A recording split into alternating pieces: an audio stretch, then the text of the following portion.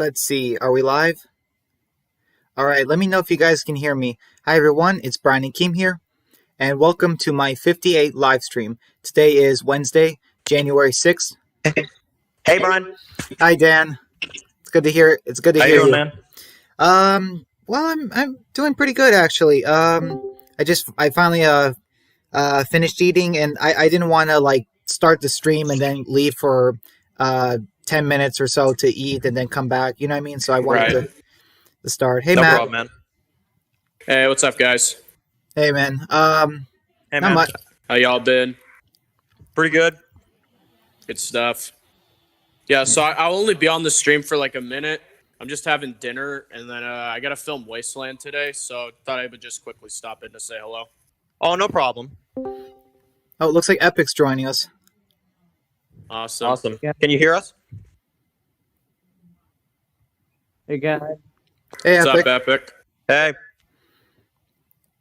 Hey, Well, enjoy the stream, guys. I got to bounce. I will be watching at some point, but yeah, take it easy, y'all. oh, okay, man. See you, man. Yeah, we'll see you if you come back. That's good. Yeah, but All right. whenever you can, if you get a chance. So yeah, man, we All understand. right. Awesome. All right, take it easy, guys. See you. Ciao. All right, so twice as far. So honestly, I don't know. I felt like this was a good picture for the episode to pick. You know, Rosita and Daryl like side by side like that. I mean, I could have chosen a couple like Denise with the arrow in her head. I mean, I could have done that, but I don't know. I just went with this one, and like it's kind of crazy. Back years ago, I really thought for a little bit they might make Rosita and Daryl a couple. Like, you know what I mean?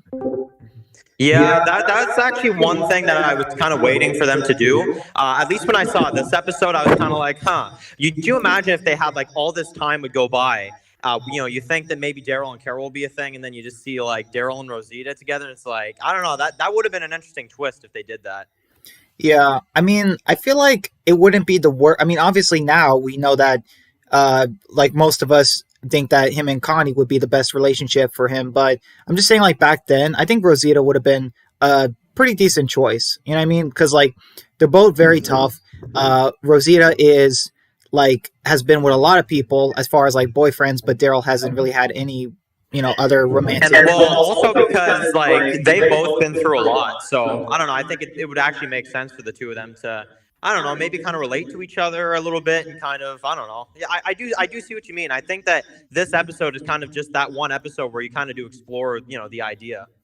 Yeah, it's like I don't know. It's just like at the beginning of the episode, we'll get to it again, but like the fact that Rosita apparently started her relationship with Spencer.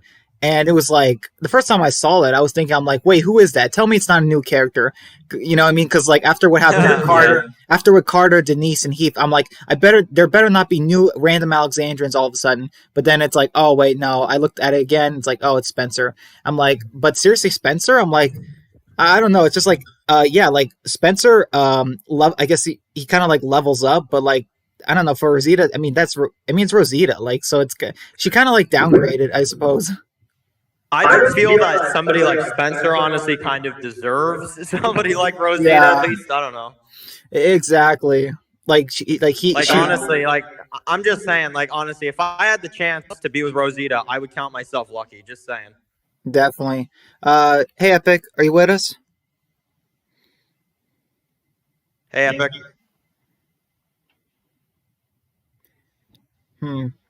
I saw that Epic was entering and exiting the chat. Maybe it's the audio or something. Yeah. But one. Oh wait, hang on. Is he connecting? Epic, can you hear us? All right. Well, before we go into the episode, I would like to actually share one thing about it. So I think that this episode is good. There are some things I do like about it. The death is definitely, a crazy moment and stuff. But I actually do think, and hear me out, I think that for once in the Walking Dead franchise, this is probably an episode that gets way more credit than it deserves.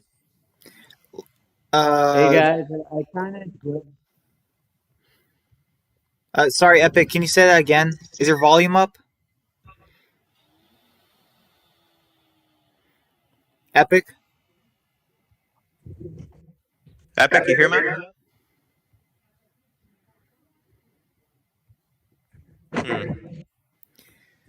Um, But But yeah, I kind of joked in the chat that you guys should talk. wait, you're cutting out a little bit. yeah, can you say that again, Epic?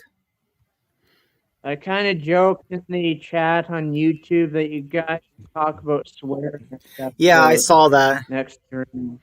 Yeah, I Yeah, saw that swear. that's an episode I actually did a throwback review for a few months back, and I'll just be honest. When I went back and rewatched that episode, I had a hard time. Like I had a hard time not skipping through some scenes. I don't know, Epic. I mean, like, I appreciate your suggestions, absolutely, but like that, I don't know if I can put myself through that torture again. I was actually, though, speaking of torture, I actually was about to suggest another episode too, which is actually in season 6 as well. But I searched through your channel, and I don't think you actually have done a live stream on this one. But I would love to hear more of your thoughts on Last Day on Earth, which is the season 6 finale. Just an idea. Oh, okay. Last Day on Earth. Yeah, I could have sworn I talked about that though. Like, I feel like I did, but I do trust you when you say like you don't remember me doing it. So that I am very curious now. So I'll look through my channel and see if I can find it. But yeah, I could have sworn there's a picture with Rick. You know what I mean? Like Yeah. and them outside the RV, and you know, like right when they meet Simon. I think I could have sworn I have one of those. Yeah. But just real quick though, for anybody that's joining the live stream, I'm gonna just say it one more time. I think this Hey, is guys. an episode that is very underrated, or sorry, Hey, overrated. Overrated. Yeah, Epic. Last Day on Earth is not a bad episode. Last Day on Earth isn't a bad episode. It's not a bad episode. I Yeah. agree. It's not a bad episode. It's just that cliffhanger that kind of like it was a big problem with the episode. But The episode is honestly really good. If they actually showed who died, because you guys know I would have shown the deaths in this episode and ended the episode with the ta-ta moment. I just think that fits more. But I think if you actually like show the deaths, this is actually a really like good finale for season 6. yeah, absolutely. I mean, it's great with the whole savior tension. It's fantastic. It's an amazing episode, Last Day on Earth. It's just that they really should have titled it something to fear, and they could have trimmed some of the whole on the road stuff and just or the Carol Morgan stuff and showed the actual death and just ended at the ta-ta, and just that just would have been so much better. You know, honestly, I think that this episode, Last Day on Earth, I wasn't going to complain too much that it wasn't called Something to Fear, because I do like Last Day on Earth as a title because it relates to the episode a lot about like, you know, whose last day on Earth it is. But I was kind of like, I remember I was saying like, just hold on, like the season 7 premiere, that's going to be the one that's called Something to Fear. But then it never was, and that's when I was like, okay, I'm a little disappointed in that, you know? Yeah, like the first day of the rest of your life. Like, come on, what is that? Yeah, I know. That's the longest title for an episode. It is. It's annoying too. Like, I don't know. It just It's doesn't like make sense. I remember like a couple years back. It was a few years back now when I actually did my review for the season 7 finale. Usually I put in my review like episode whatever review, and then I put the title in it. But for that review, I remember I just put like season 7 finale review, because I was just like, that's way too much to put for a review. Yeah, definitely. So with the episode, so it's pretty clear at the beginning of the episode we get like passage of time. So I don't know how much time passes. I think it's like a week or two or so. And you know, we have like Olivia in the pantry, and part of me was okay. So one thing, I'm like, wow, did it really get all that food from the hilltop? Because like out throughout the episode, you see it, and I'm like, man, that RV had a lot more, can store a lot more than Knots Untied really showed. Because like I remember Paul was like, even Negan didn't ask for this much like up front. So I'm like, I don't know. It's just that was kind of funny. That line, but Yeah, also how did they like fit it all into the RV? Because it's just like, yeah, it's like I guess it does. Like I kind of underestimated that line when like Jesus is like, even Negan didn't get this much up front. I'm just like, yeah, okay, cool. But then yeah, like you just said, when you see this episode, it's just like, okay, I guess that line is I guess a little bit more important than we all thought. yeah, and we have like Morgan. He's practicing. He's a keto staff, and Eugene is taking watch. We see Sasha a little bit in the episode. Like it's really weird. Like a lot of characters don't speak in this episode or don't appear. Like we get okay, so at the beginning we get so we have Morgan building the jail cell for Negan eventually, but it's in the brownstone basement, and it's kind of crazy when Morgan did this. Like how he built a cell kind of like by himself, because like I had this theory that he was like a tiler before the apocalypse, you know what I mean? Like he was actually one of those guys who did like bathroom stuff, like you know what I mean, and tiles and just things like that, because it would explain how Morgan did all that by himself.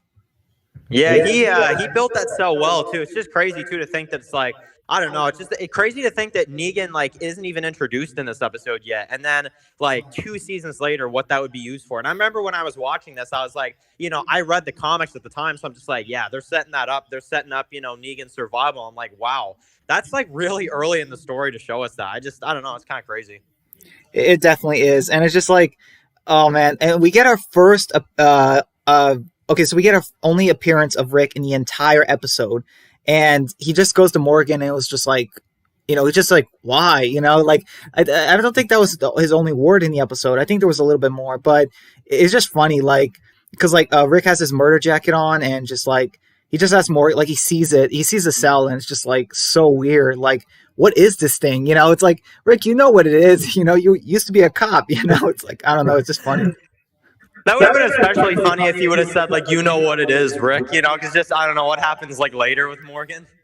Yeah, exactly. And, Morgan mentioned they'll give you some choices next time, which is very true. They really should have, like, taken some saviors captive and gotten some more ideas. Because, like, yeah, they really thought that they killed all the saviors this episode, or, like, the episode before. You know what I mean? Like, they really thought they wiped them out. It's pretty clear. Honestly, like an episode like this is kind of what I'm kind of worried about though for this season 10C, because like you just said, like literally there's a few characters that you just see for like a few seconds, but they're not really like included per se in the episode. And I'm kind of worried that's what season 10C is going to be, where it's like we do see Alexandra, but because of everything that's happening right now, they'll just show like Jerry or something, and he's just like standing there for like 2 seconds, for example, and then like we won't see him until like a few episodes later, Yeah, exactly. We haven't heard from Epic in a while. Are you still with us, Epic? Yeah. Oh, he just left the chat. Huh. Oh wow! As soon as you mentioned that, he like signed off. Oh, he's back. Hey, Epic. Epic, do you hear us? He's muted. Wait, he's muted. Hold on. Okay, there we go. Huh. This is weird. Yeah, it is. I wonder where all the other guys are that we had last time. Like Cade and Mickey. Like, I mean, that was crazy when we had that full boat a couple live streams back. I mean, it was so... It was. It literally sounded like an actual party. Like, it was so crazy. It was. I was fighting for my live stream, like... I was just like, oh man, like I gotta say something. I'm people are like, I'm being kicked out of my own live stream, I think there was even an extended like period of time when I was just like, I didn't even talk for like 10 minutes just because there were so many people talking at once. Definitely. He looks like Epic left again. Oh no, he's back. Okay, wow, this is happening a lot. Epic, do you hear us? Epic? You hear us, man? I don't know if... okay, so... Anyway... There must be something else going on his end. Probably. Yeah, Epic, just let us know. If you have a question or something, just write in the chat. We'll read it out. And, we'll be here. Dan and I will still talk about the episode, but whenever you can join, if is fine. So this episode, we get one Rick cameo. We get no Carl, no Maggie, no Glenn. It really is weird. It's like it's almost like in the second half, maybe like Scott Gimple was told to save on the budget, and he decided that like to do the episode this way or like approve it. So I don't know. It's just it's pretty interesting because like Daryl is the lead and like Rosita is like the second this episode. Yeah, it's definitely an episode like that that's very original because we've never really seen an episode led by Daryl like not this much. Like more in the new seasons, Daryl kind of takes like a leadership role like this, but it did like I remember when I was watching it, I was just like, wow, Daryl and Rosita as leads. It's like I do like it. It is an interesting change of pace. I'll definitely admit. It definitely is. I still don't. It's still weird that they haven't really done anything with those two characters. Like, and they're still alive in the show now, which is crazy. 4 seasons They later. like haven't even interacted since like I mean maybe I'm wrong, but I actually feel like they haven't really actually interacted like just the two of them since this episode. I could be wrong about that though. Yeah, I mean, I really don't know. You're very right. I think because like I don't remember if Daryl has much scenes with Rosita. I mean, he's next to her in the season 7 premiere, but that's like pretty much it. I really don't Yeah. remember much as far as the two of them. Besides being Because they're both in Alexandria. They both live in Alexandria, but like yeah, I don't think they've actually had like scenes like together since then. definitely. So we have. I mean, Carol was in this episode too. She had some lines, but she really was just mostly just smoking on the front porch, not really doing anything. So, yeah. I mean, I don't know. I don't really like how they had this whole thing. The whole Carol, like, she has to leave because she doesn't want to kill people. But it's like, yeah, but it's like you know that Denise was murdered out there. There are people out there right now. This is the safest Here's place. like honestly, here's my thing about Carol, okay? Because like I love Carol's character. I think Melissa McBride is a fantastic actress, but my whole argument about Carol in this episode, her reason for leaving is because she doesn't want to kill anymore. She feels like if she leaves that she'll be able to not kill anymore. But then look what happens in the next episode. She literally has to kill savers on the road. Like at that point, if I was her and I killed those savers on the road in the very next episode, I'd be like, okay, being out here is no different. I might as well just go back. Yeah, because inside's the safest place. Yeah, it is. I mean, you're gonna kill on the inside or outside. It's I mean, seriously, like you're safe in the Alexandria safe zone because you got people like Scott that have been safe in there for like 5 seasons. exactly, man. Just like I mean, Scott did not appear this episode, but Rick's cameo, like that was like Scott level of screen time right there. Because I like know. I kind of feel like Rick could have, like, honestly, Andrew Lincoln probably cost, like, he probably made money just off that scene. And I'm just like, honestly, save your money and just maybe just not have him for the episode. Like, it's honestly, it would feel the same if you did or didn't have him in the episode. yeah, and I like the part later in the episode where Abraham's like Rick's coming, and it's like when Eugene gets shot, and it's like yeah, not really, Abraham. The episode's almost over, and I don't think they want to use more money for the episode. So That would have been funny if Rick just showed up and he's like, hey, guys, what happened? It'd be like, and then like Daryl would be like, yeah, where were you this entire time? I know it's kind of weird, like that the characters went on a supply run. Abraham, Eugene went their way, and then Daryl and Rosita went their way for a supply run. But yet, like the main supply runner, Glenn, doesn't make even an appearance in the episode. That is a little bit weird. Because I'm all for characters getting like screen time and stuff like that, like characters that don't really get screen time, like Daryl and Rosita together. But don't you think it would have been interesting if like Daryl, Rick, and Rosita went out there? I'm just saying, like if Rick was out there and he faced Dwight, like I don't know, I think that actually would have made things a bit more interesting. yeah, I think I heard Epic. Are you with us, Epic? You hear, man? Hello? Yeah, we can hear Yeah, you. hey, Epic.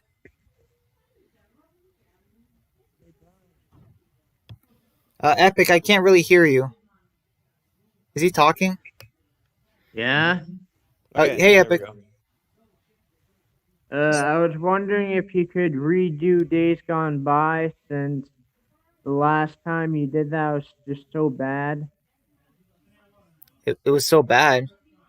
What do you mean? He's talking about because that's the stream where like the trolls came and stuff. Wait, was it? Oh, it was 4 months ago. Wow. Um, I don't know. I don't know. Maybe I'd rather do a redo of Days Gone By than Swear. I will say that, but um, Yes, definitely. I don't Yeah, know though. or you could do season 1, episode 2. Got I'll think about it. I think let's see. Who suggested this one? Twice as far. Who suggested? Oh, okay. Would it be okay if I let Dan suggest the next live stream one? yeah, sure. Thanks. Yeah. I mean, if I can, if there's one episode I'd love to hear your thoughts on, though, I really like. Even though we don't like the cliffhanger, I would really like to hear, because I didn't see any live streams on Last Day on Earth, so I think it'd be. I mean, I don't know. I think it'd be interesting to hear your thoughts on that episode overall. Well, That episode wasn't bad. That wasn't a bad episode except for the damn cliffhanger. Yeah, yeah, definitely. I can pick out a lot of positives from that episode. Like, like aside from the cliffhanger, it's well done. I mean, high tense moments, like a lot in that episode. definitely. It was absolutely, especially towards when you get to the end. Like I feel like my chest, my heart is gonna just burst out of my chest because like it's Yeah. coming. Negan comes, he does his eeny meeny miny mo, and it's like, oh man, no, it's like It that. was like it was so perfect. Like that's the thing. It was so perfectly done. I feel like everything they did, and then that stupid cliffhanger comes, and it's just like it just ruins it. Like it's such a I shame because it was good. I agree. It was perfect. It just kind of sucks that 7 and 8 Negan was so badly done. Yeah, because Negan in season 6 was actually pretty good. I know some people hate on season 6 Negan, but I don't know. I think Jeffrey Dean Morgan actually did a really good job in that episode. I do too. Season 6 Negan is like the best one from those 3 seasons, even though he True. has the shortest time. It's like, I don't know, it's kind of crazy. Yeah, I'm looking through it now. I am not. I'm seeing a lot of World Beyond and Fear like that I did recently, but I don't have any days. Last Day on Earth. That's crazy. I can't believe I didn't do that. So yeah, Yeah. I think I will do next live stream. Maybe Saturday if that works. Cool. Probably on Saturday. I'll rewatch the episode and do Last Day on Earth because yeah, I mean today like I literally I went shopping with my brother and mom like for like 4 hours like even though it was supposed to be like a really quick shopping run and I like had to I've been there. and I had to literally rewatch the episode when I got back and then we had to eat and then that's why the live stream was delayed so much because I didn't want to. I mean, the advantage of that though is that the episode is like fresh off your mind, like, and then you immediately talk about it. I know. Yeah. So we should talk about it. I even remember some little details throughout the episode. So, okay. So yeah, we have the Tobin actually has a few appearances this episode. Yeah. So we have Daryl. He finds his motorcycle, and he comes across the thing that Dwight made, the little soldier kind of thing, and Carol asks. She talks to him about what happened, and Daryl mentions how he should have killed him. And Honestly, though, one little flaw with this episode, and I feel like this is probably just my flaw because I feel like a lot of people probably like this, but I actually think that if I was writing this episode, I wouldn't have put Daryl saying like anything about Dwight, like I should have killed him, that type of thing. It is a good line, like there's nothing wrong with the scene. I just think it would have made people more surprised if they didn't mention Dwight at all beforehand in the episode, and then he just shows up, you know? that is true. That's a very good point because it's like it's kind of weird. Like so, Daryl's had his bike now for like a week or two. So and now he's just going through his bike, looking at it again, and seeing the bag that he took like I think like months ago. I don't know. It's kind of weird. Like he had that soldier. Honestly, something I kind of found funny though, like when Carol was talking with Daryl, is that like Daryl's just like, "What the people that took you and Maggie, what they do to you?" And she's like, "To us, they didn't do anything." And I'm just sitting there thinking to myself, I'm like, "Yeah, that feels like a line that like honestly, it kind of has another meaning. Is that it's like to the story and to the show that episode didn't do anything." Yeah, Knots Untie. No, sorry, not Knots Untie. The Same Boat is the worst episode of the second half. It is definitely. It just doesn't do much for me. Like the only thing it does is that it pushes Carol's character like more on over the edge. But it's like we already knew she was like kind of upset with killing anyway, so a few extra deaths doesn't do much for me. Yeah, if I could have done it differently, I would have showed Glenn and the others like on their side of the episode, and we could have see a different version of Glenn. Like, Maggie's been kidnapped and he's like way more serious now. I feel like that would have been pretty cool to see. Yeah, that's what made that episode feel weird too. Is that it's like, shouldn't we like cut back and forth between the two of them captured, and then also showing like Rick talking with like Glenn, and maybe like Rick saying like, Glenn, don't worry, we're gonna get them back. Like, just I don't know, some kind of back and forth scenes where it's like we see how Rick and them are doing and how they're handling, the possibility of them like both dying, because they can't get to them in time. Yeah, they just find the saviors, the outpost, just like that. I think they should have showed how they find them, because it just feels like they come right when the episode's about to end. You know what I mean? I don't know. It kind of felt like. Well, actually, the reason why though, Rick, if you guys don't know, the reason why Rick kept contacting, I forget her name, Paula, or is it Molly? Paula, No, yeah, Paula. yeah. Well, The actress is Molly, like, I think. the reason why like he kept contacting her like Rick is because, and I actually didn't pick up on this the first time, but I rewatched it maybe about 2 years ago, and I actually picked up on the fact that the reason why Rick keeps like kind of trying to contact her is because every time he does that, he notices that her voice is more clear over the walkie, so it means that they must be getting closer to them. But that still doesn't really give enough of a reason on why they found them. Yeah, definitely. Hey, Epic. Looks like he. Wait, do you hear me, Epic? No, he left the chat. It's just you and me on here right now, I think. Well, yeah, but it looks like he started his he's doing a call with me, but I can't join his call unless you want to. No, he's direct messaging me, so you can't access that, right? No, unfortunately, I can't. Yeah, so I can't do that. Epic, if you're listening to this, you have to do a direct call or a voice call on the live streams with the boys, with me and Dan, because I can't do it on your end. I mean, I can, but Dan can't connect. So that's an Also issue. for anybody that's part of the group as well too. I renamed it Live Stream with the Boys because I don't know. I feel like that's more fitting.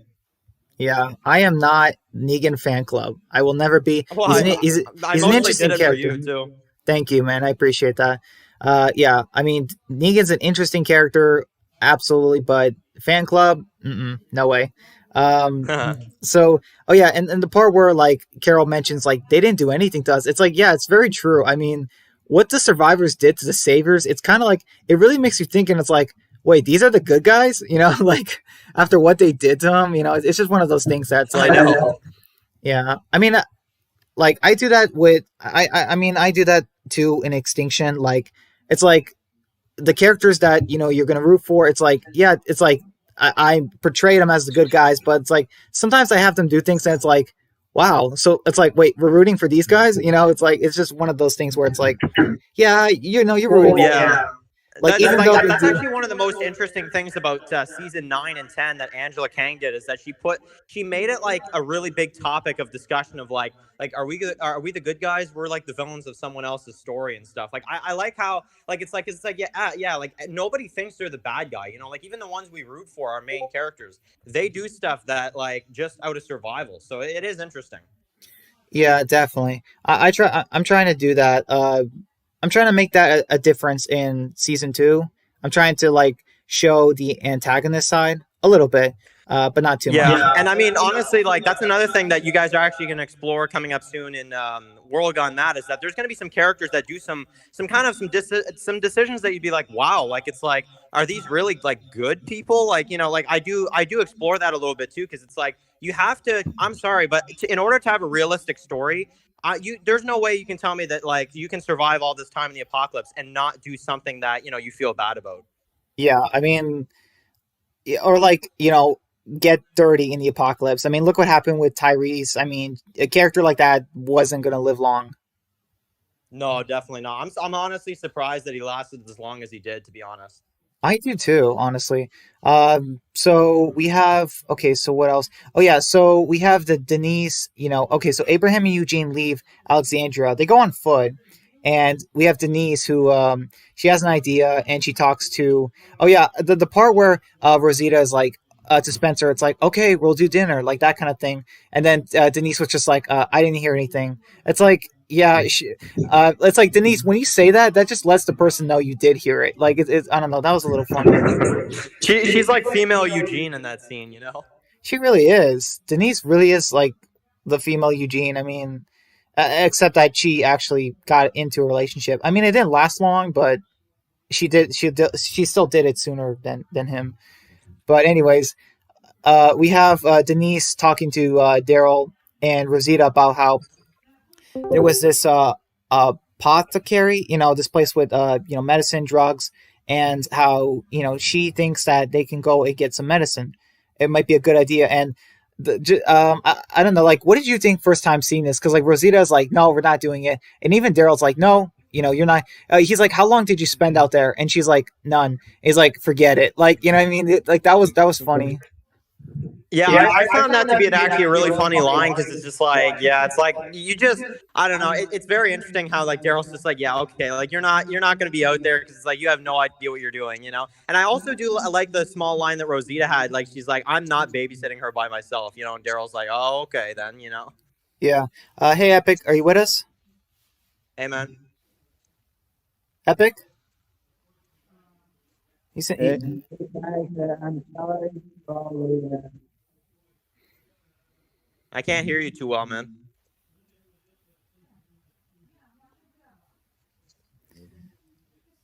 I honestly don't know what's up. I mean, whenever Matt or you come, the audio is fine, but with Epic, it's just different.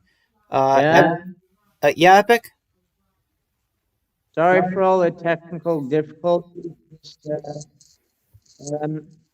I'm not used to Discord. Yeah, no worries, man. It's not your fault. It's just that, technology. I mean, what can you do with it? Technology isn't as good as it seems, folks.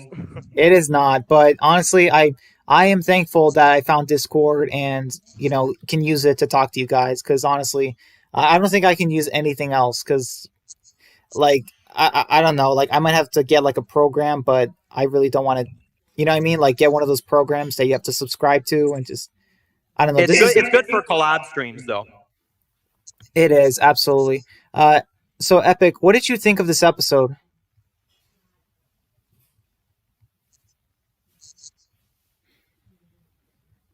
Is he still cutting out? Man. I think so. There's got to be a way to fix this. Hopefully Matt comes back in a little bit.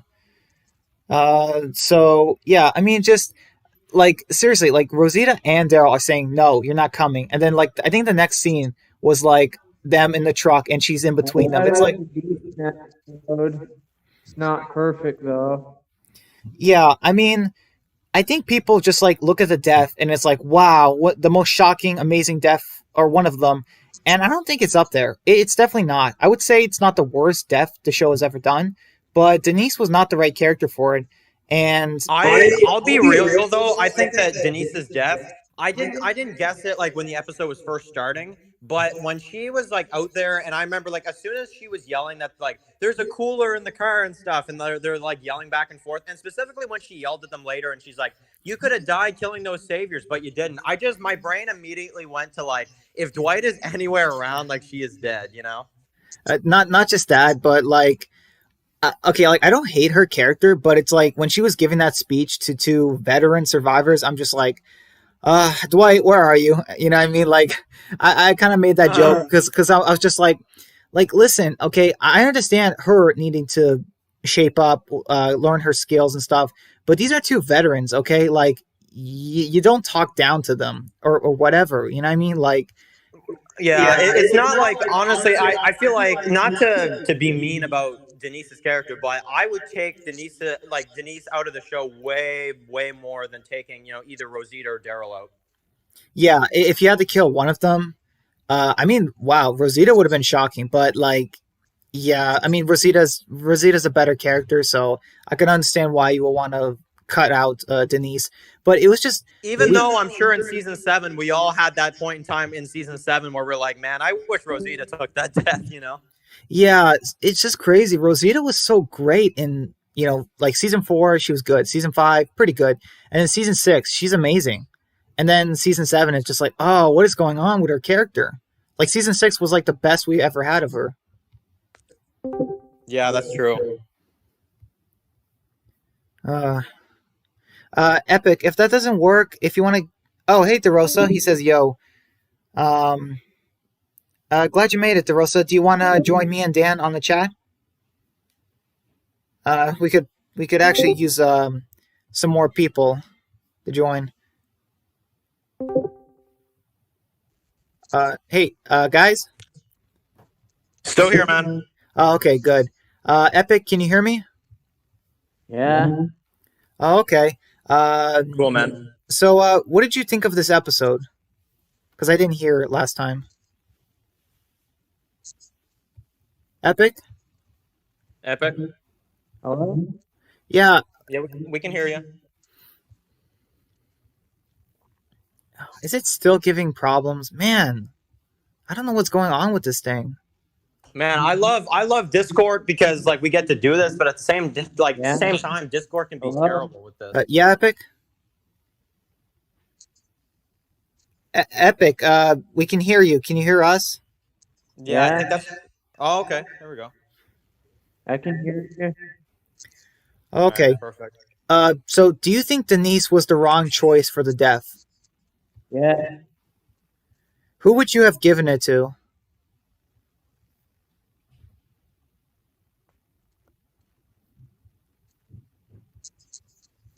Epic? Yeah, my opinion, Denise shouldn't have gotten that. Yes. Yeah. I personally think that Tara would have been a better choice. She definitely would have. Oh. Denise shouldn't have gotten that death. Denise shouldn't have gotten that death. Yeah. Tara. Honestly, at this rate, because they killed Abraham like literally a few episodes later, like you may as well. Like honestly, that's true. If it was Abraham, that would have been pretty shocking because like people would have been like, I thought they were gonna change it, but no, they don't. Like I would have been upset, but then if Gimple says like it was either that or we kill him in the lineup, I'd have been like, oh okay, fine, I'm not too mad about it then. But then you got to think of like who gets the lineup death. Yeah, exactly. It would have been more intense, but I think the argument is that if they just killed Glenn in the lineup, then it'd be like way too predictable. That's true. I mean, that's why I didn't kill Glenn in my rewrite because everybody was expecting him to die, you know. So it's just a better idea to swerve fans. Yeah, like with and the Walking, got a great character. Yeah, with the Walking Dead, they keep the character. They still have the character die, but they switch the death. Like what happened with Herschel, what happened with Tyrese, what happened with Lori. They kill the character, but they don't give him that exact death. That's what makes the Walking Dead amazing. You still kill the character off, but you give him what I guess you can say a better death or just a different death. So Abraham getting the death and at the lineup, that could work if it was just him. But the fact that it was still Glenn, it was like, okay, that now like that just is confusing. So, but yeah, you just simply didn't need Glenn to get off the show. I feel like honestly, you could have kept Glenn around. That's why I did. I feel like that's really what took those ratings down. You know, definitely. So okay, where are we?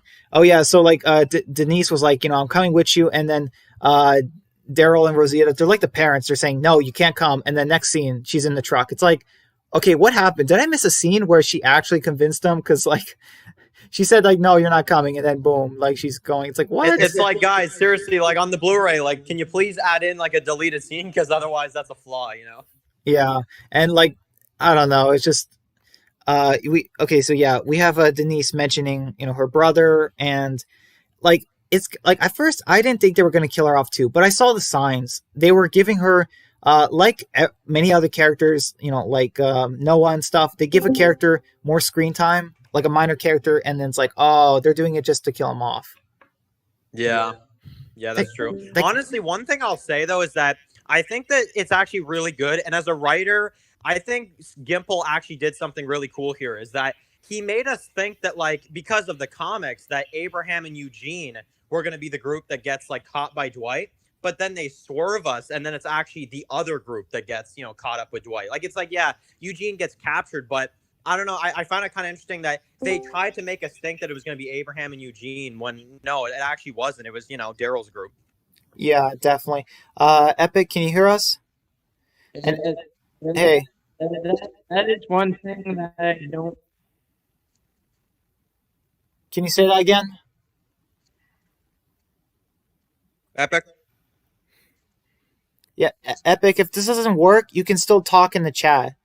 Like just type in a question or your thoughts, and we'll read it out.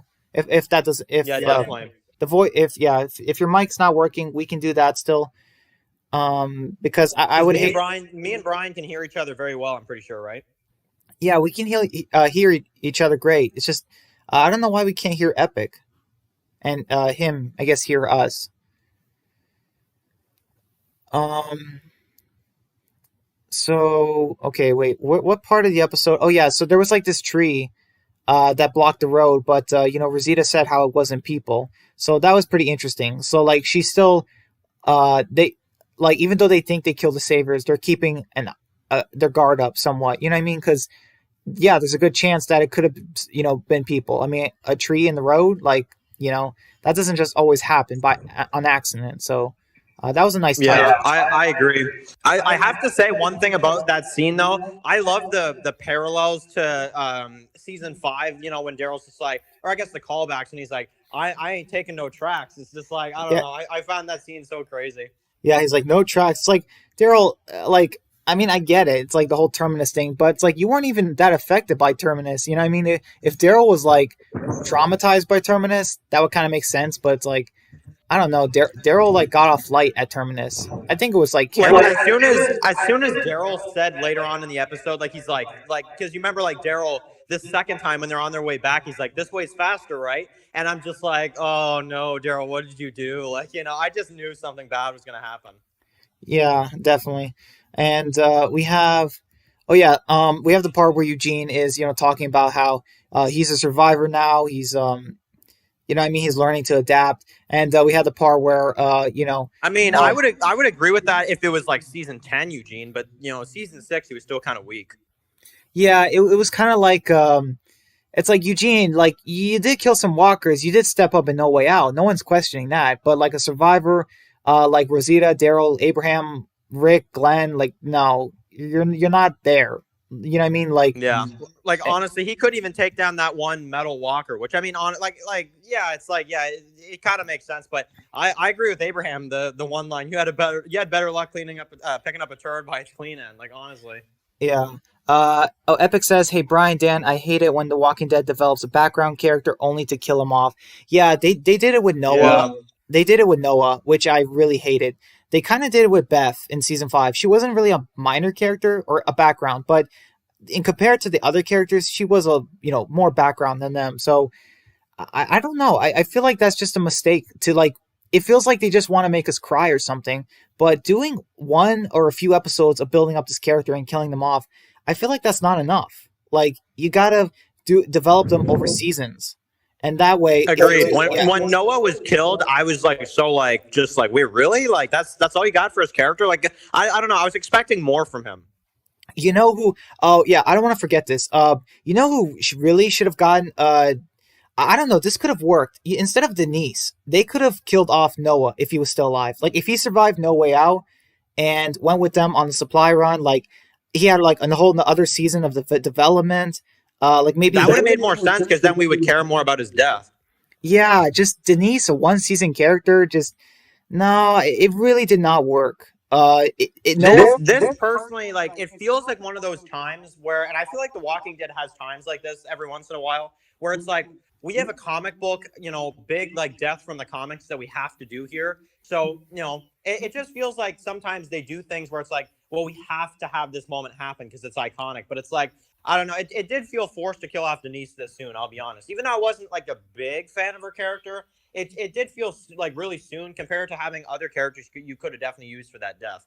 Yeah, it's like at the beginning of season 6, they were like, oh, wait a minute, we have no one to give that death. And it's like, well, what about Tara? And it's like, no, we can't do that. And then it's like, oh, wait, we killed Noah last season and, in season 5. So it's like, we got to give someone that death. and then one of the writers said, let's have Denise get it, and it's like we don't even have Denise, and it's like, well, let's just introduce her, and it's just I don't know, I know. it's so weird. Oh, by the way, something I forgot to mention last episode, last live stream, really quick, in Killer Within, there was no music when the episode ended. So like, do you remember that? Like, so when the episode ends, and Rick, collapses to the ground, there's no music. It's just silent. Do you mean like after the credits? Yeah, like when Rick collapses and just like you see the people's names and stuff. And normally when we get the Walking Dead intro at the end or the sound, the music, but no music. Oh yeah. It's almost like they were trying to like they were doing like let's have a moment of silence for all the characters we lost or something. Yeah, Hey, exactly. can you hear me? Yeah, Epic, we can hear you. Is it working? Hey, Brian. Yeah. How do you feel about The Walking Dead's logo evolution over the years? Whereas, season 1, it was like fully like fresh, intact, and then season 10, it's all decayed and green. Yeah, that is actually a cool touch. I do like that, but then when it started getting to like season 7 or in 8, it would just look so bad. I'm like, I can barely read it, and I'm like, man, they really should not have. I don't know. It's like they really should have combined season 7 and 8, and then maybe season 9. So I believe it's like season 9 they had it like green and stuff. Like Season 9 was my favorite logo. Yeah, there was like green, like overgrowth on the logo. I believe that's what happened, right? I do like season 10 with the fire too, though. Like after Hilltop, like after the Hilltop episode, Morningstar, they started using like this like fire on the logo, which is pretty cool.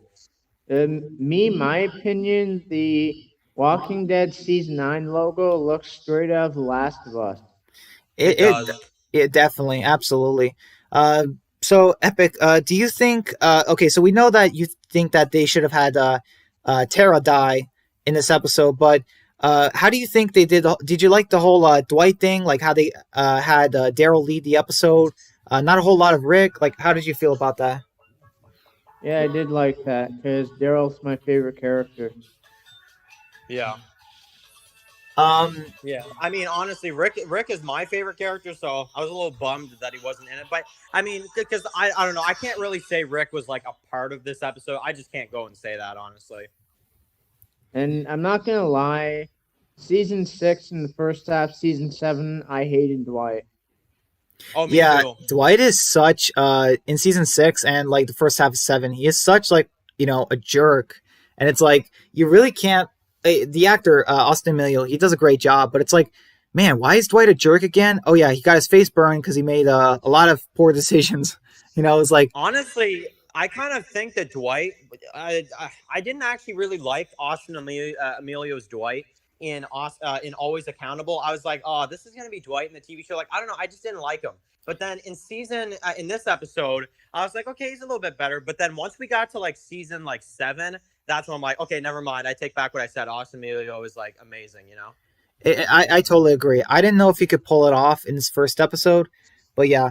Oh, hey, DeRosa asked, anyone here into read books? DeRosa, are you asking if anyone here reads books, or because you say into? Do you mean into reading books, or? I'm not really into too many books, to be honest. But I mean, it depends. But I don't know. Time is definitely an issue for me, and I don't really get into many books, to be honest. Yeah, I would read what is that book? I would read Winds of Winter, George R. R. Martin's book that he's been writing for 11 years. I would read that if it came out. So I read some books here and there, but it is kind of rare. It's just that I don't have a lot of time. George R. R. Martin. Yeah, I mean, I understand writing is tough, but I mean, he's got a whole franchise, and he could always get help.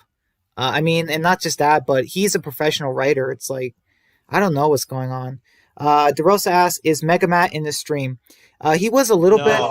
Well, he was a little bit, DeRosa, but he had to leave to film This Sorrowful Life, I think. And he was Wasteland, because Wasteland season 3 is on.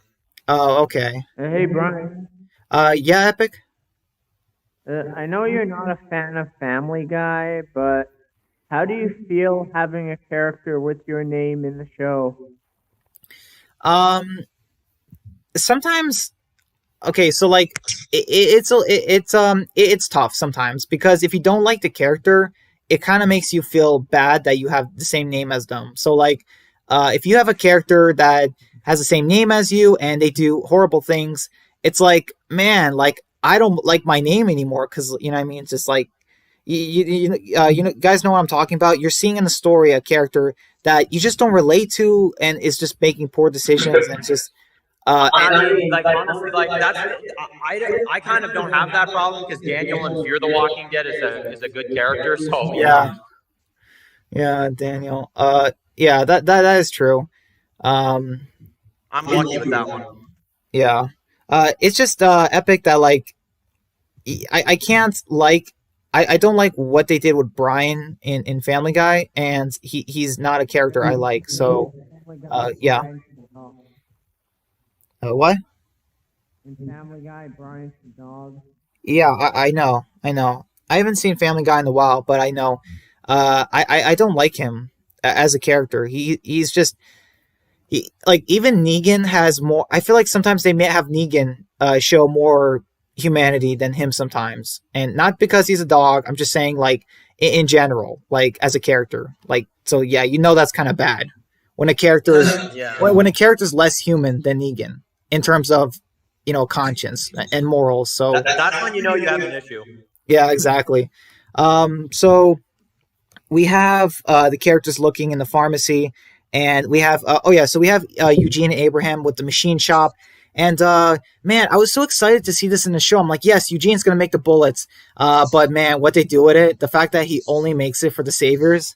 In the end, I'm like, oh no. But What a letdown. Like that's one of the reasons why I can't stand season 8. Is that whole Eugene subplot just made me so angry. Well, the part that made me angry was when Eugene like literally yells in Gabriel's face in episode 7 of season 8 when he's like, "The answer is no. I will obey Negan. I will not cover for anybody that tries to like turn their backs on the saviors, and I will make sure that Doctor Carson stays stays right here or whatever." And he's like, "And I won't feel bad about it." I'm like, okay, you have just completely like torn your fan base down. You know? if there was much there, honestly, but yeah. Exactly. This was weird. So like when the Walker, this was cool. The Walker having the metal head, that was fine. But how does Eugene not get it the first time? When he sees him, he calls dibs, and that was fine. But it's like Eugene literally tries to hit it in the head with a machete, and it's like, Eugene, don't you see it as a metal head? I know. And then he's still struggling with it. Honestly, I don't know if Eugene could have done it because it kind of showed like it could have been mixed. You know what I mean? Because like Eugene, Honestly, I'm more on Abraham's side with this thing because like Eugene was like all like I'm a survivor and all this stuff, and it's like okay, fine, I guess, but like I don't know, I'm more on Abraham's side. Like I'd be probably yelling at him too. I'd be like, dude, like I helped you, like you know. yeah, and not just that. It's like you were struggling with it. You said you had it, and you're still struggling with it after like 20 seconds. It's like you're taking too long, and they kind of do that with Denise as well. So both Eugene and Denise want to kind of step up and kill a Walker, but Eugene already did that in No Way Out, and but somehow Denise has never done it. So they show Denise killing the Walker this episode, but not Eugene. So maybe they're trying to parallel those two, where they kind of don't like being useless in terms of strength and like fighting and stuff. But it's just like, but seriously, like I don't understand it. People need to understand there's other skills you have. The doctor needs to stay in the community. The smart guy needs to be safe. Like it's just that's how it works. If you want to learn how to kill walkers, that's that's fine. But these people who are designed to protect you, they can't help it. It's their job. Honestly, though, like when Eugene was like talking bad about Abraham, like when he was tied up later on, and he was like you go get Abraham there behind like the oil barrels or whatever. I'm just like, honestly, like dude, like I'm sorry, but I have to disagree. He saved your life. Like if anything, you should be thankful that like you didn't die from that walker. You know? Yeah. Hey Brian, Yeah, Epic. I find it crazy how 2016 really was the bad era of The Walking Dead. That's when it started because the spring of 2016 is when we got the Negan cliffhanger, and then the fall is when we got season 7 first half, and we also got the Michonne miniseries. That's crazy. Yeah, that's Yeah, true. we. 2017 was kind of worse though, in my opinion, because it's like you have the second half of season 7 and the first half of season 8. Oh That is a yeah, really that's a weak year for the TV series, you know. absolutely. And I think The Walking Dead season 3 Telltale game came out around that time, and that was so bad. Like those were the two worst years for The Walking Dead. The games and the shows were just doing horrible.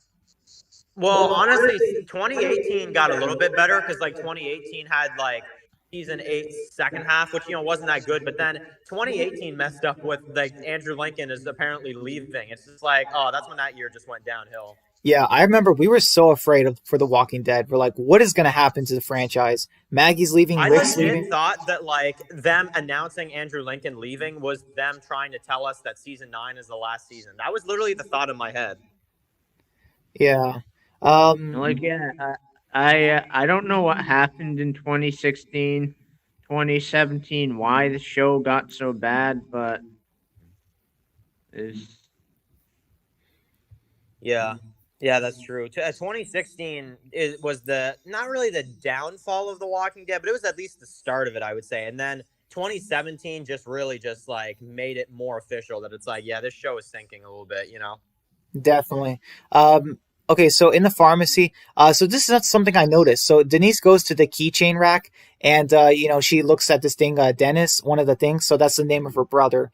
Um, and as she's going through it, this is funny. The last keychain you see is the name Doug. And if you remember the Walking Dead Telltale game season 1, Doug is a character, and in my version, he dies in the pharmacy. So I thought that might be a tie-in or something, but like I thought that was kind of cool. Yeah, that's interesting. Brian, Yeah. that walker that Denise found in the pharmacy with the name tag, was that really her brother? Oh, no, I don't think so. That would be like a weird coincidence, and also, her brother did not have a baby. I think so. It wouldn't make sense for him to be in the room with the whole kid thing, and that was kind of creepy. On the walls, like just written, hush, hush, and you see So that's just an Easter egg. Yeah. Honestly, not to like beat this episode up, but I personally think that when I started to like not like this episode so much was actually around this time when they were in this pharmacy. I just think that some of this stuff was a little dragged out. I mean, it wasn't terrible, but I don't know. Like going back and rewatching it, I'm just like, man, some of this stuff could have been trimmed down, and maybe we could have cut to like Alexandria or something for once. Maybe just see a quick scene with like Glenn or Rick or somebody like, you know. Yeah, I absolutely agree. They should have shown us a scene of maybe the characters practicing, with their guns and stuff, and just like talking about how, do you really think all the saviors are dead, or just something else maybe? Yeah, I you, feel like you it can would. even raise the tension in the story of just having like, Glenn, maybe Glenn or something just tells Rick, like, he's like, Rick, do you really think it's that easy? And Rick's just like, no, it's never that easy. But maybe it's a good thing for me to, try to kind of assume it is, just kind of something to like raise the tension for the fans of being like, okay, are there still some saviors out there? Because like the ones that don't read the comics, they may think at this time that the saviors are done, Definitely. Also, one thing I did like about this episode is when Dwight has Daryl and Eugene and Rosita captured. Dwight, he thinks he's like got them and stuff, and he like tells Eugene that Abraham is like behind the frickin' barrels, and then Eugene bites him in the you know what. Yeah. I like that scene Yeah. because it really tells Dwight that Rick's group is not to be messed with. That's true. It goes back to that line he said at the end of season 4. Yeah. What's weird? Like in the comics, this happened at the gates of Alexandria, but in the show, they had it on the railroad tracks. How do you guys feel about this change? Would you have preferred the saviors being right outside Alexandria? I actually kind of like this change to it because, to be honest, I think that it's actually a better idea to do it on the tracks just because I like the kind of callback to where it's like, nothing goes right for characters on the tracks in this show. Like, I don't know. I kind of like how they refer to season 5 and they do, the stuff on the tracks. I thought it was pretty cool. Yeah. Because I know Dwight thinks that he can handle Daryl and Eugene, but he really cannot handle Daryl and Eugene. Daryl and especially Daryl. Daryl is too tough for Dwight. Yeah. Honestly, though, do you guys see what I mean? Like, honestly, like here we are talking about the Dwight scene and stuff, but this is always my argument with this episode. Nobody really talks about some of the other stuff because some of the other stuff isn't really that good, if you ask me. Like, it's like this meeting with Dwight and Daryl and the Denise stuff, like all that's crazy. But the rest of the episode for me is kind of just like, it's kind of whatever, to be honest. It's not the greatest, if you ask me. Yeah, we can talk. And to be honest, I can't really blame Dwight for wanting to take out Daryl because Dwight sees Daryl as a huge threat. Yeah, but that's not his thing. He should be scared of him. Yeah, but it seemed like it was more of a grudge rather than just like I'm scared of you kind of thing. I didn't personally like Dwight. I didn't really see his perspective on things in this one because I just look at it as Dwight is trying to one up Daryl, and I'm just like, dude, like, can you just please go away? Like, I don't know. I feel like he was just trying to one up him and like get to him, honestly. Yeah, I can't see Dwight's perspective either because I can't see the world with half a burned eye, but you know what I mean, or a burned eye, but you know what I mean, yeah. So we have the characters walking on the train tracks, and this is okay. So yeah, the whole speech thing and the cooler, this is when the episode got a little bit downhill. Maybe like the weakest part, because like I just don't get it. So like we have literally them tell her to leave it, and just she sees a cooler and decides, you know what, there might be an orange soda that Tara wants. I have to get it, and like, somehow there is. Like, I mean, talk about coincidence. And she tries to grab. Honestly, a scene like this belongs in like season 7. Honestly. Yeah. And the way she just the walker is snarling at her, and she just tries to grab the cooler, but somehow she can't. And then the walker just like tackles her like immediately. It's like, what? I'm sorry. What is that? Like, that was just weird. The walker just like gets out of the car like that. I don't know. It's like they set it up to like, okay, you have to be tackled by the walker. It's like, really? It's like, come on. Honestly, this is a scene where I'm 100% on Daryl's side. Like, it's like I would probably be yelling at her too. I'd be like, what was that for? And me personally, another reason why I don't like Denise's death is because of Denise dying, it gave us season 8 Tara. Yeah, yeah. I mean, honestly, that's something Gimple could have just fixed on his own, though. Honestly, I feel like even with the death, they could have just written her character better, to be honest. Yeah, and like Daryl makes a good point. He's like, she said that she did it for this, and he's like, Daryl's like, a couple of darn sodas. You know what I mean? It's just like, it's kind of like that. It's like you're the doctor, Denise. You put yourself in danger. You went back there without telling them, and it just also, you could have also gone the darker route when it comes to the Tara thing. Like, because like Denise's death, like kind of like Epic just said, influences the whole like Tara Dwight thing in season 8. But like honestly, you could have also gone the darker route and just done, which is what I did, is that I just killed off Tara trying to get revenge. Honestly. Wait, does Epic know that? Did he watch the rewrite? No, I haven't been watching the rewrites lately. Oh, okay. But me personally, I actually wouldn't have killed off Tara in season 8 because season 9 made her character so good. Yeah, no, I do. Yeah, I do see that. She fits perfectly as a Pike victim. She does. I do. Like, I think it still fits for her character, but I don't know. The reason why I just think season 8 makes more sense is because then at least like her whole revenge thing, it just doesn't be like drawn out as much, honestly. Because she never gets revenge on Dwight. She just kind of accepts that in the show that like, Dwight, she just kind of lets it go after she gets shot. Like, that was the whole resolution. Kind of fell flat. Don't you find that kind of funny though? Like, Dwight doesn't do anything to Tara, and she's like, "I'm gonna kill him," and then Dwight shoots Tara, and she's like, "Okay, he's cool now," I know. It's like, is the world backwards or something? I don't know. It's kind of funny. That just proves how bad Gimple's writing was in season 8. Definitely. He just did random stuff sometimes. Yeah.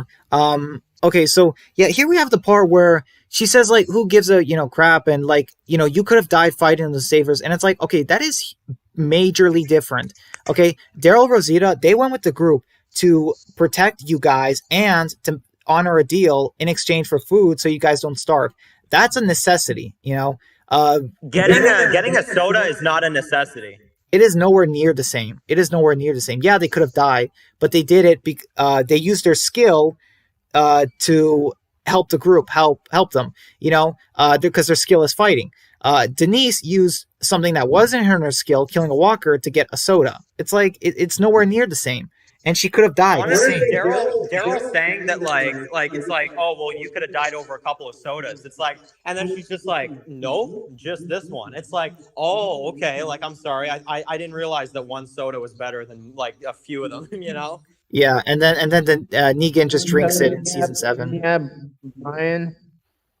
Yeah. And yeah, Brian, I definitely agree that like this episode definitely proves that all the Alexandrians in the show were pathetic and they were horrible. Yeah, except I mean, Aaron. at least most of them.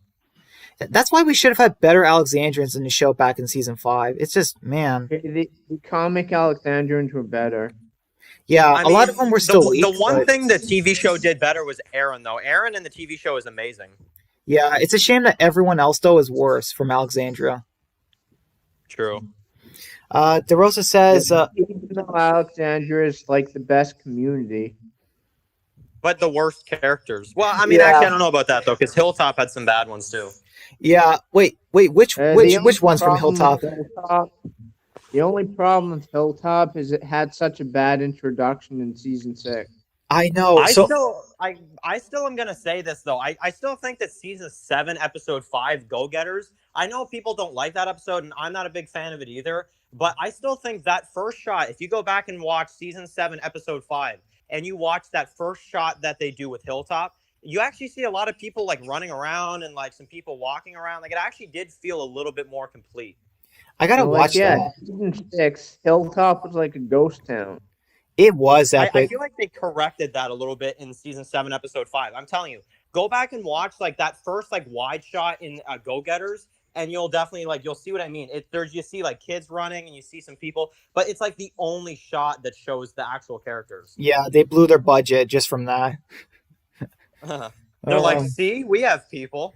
And then they're gone again. Yeah, Alexandria looked the best as far as the place, but the worst people. And then the Hilltop had looked the worst and had like no people. Because like that was funny, Dan. You said how Hilltop had the worst people, but I'm like, wait, what people? Like I made that joke, so I don't know. It felt like just Gregory was the only one there a lot of times.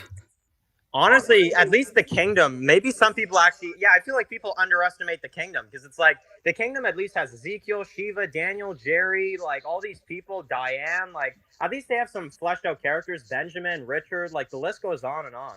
Yeah, but the Hilltop had like no one. And also in the comics, the Kingdom is still standing. That's just weird.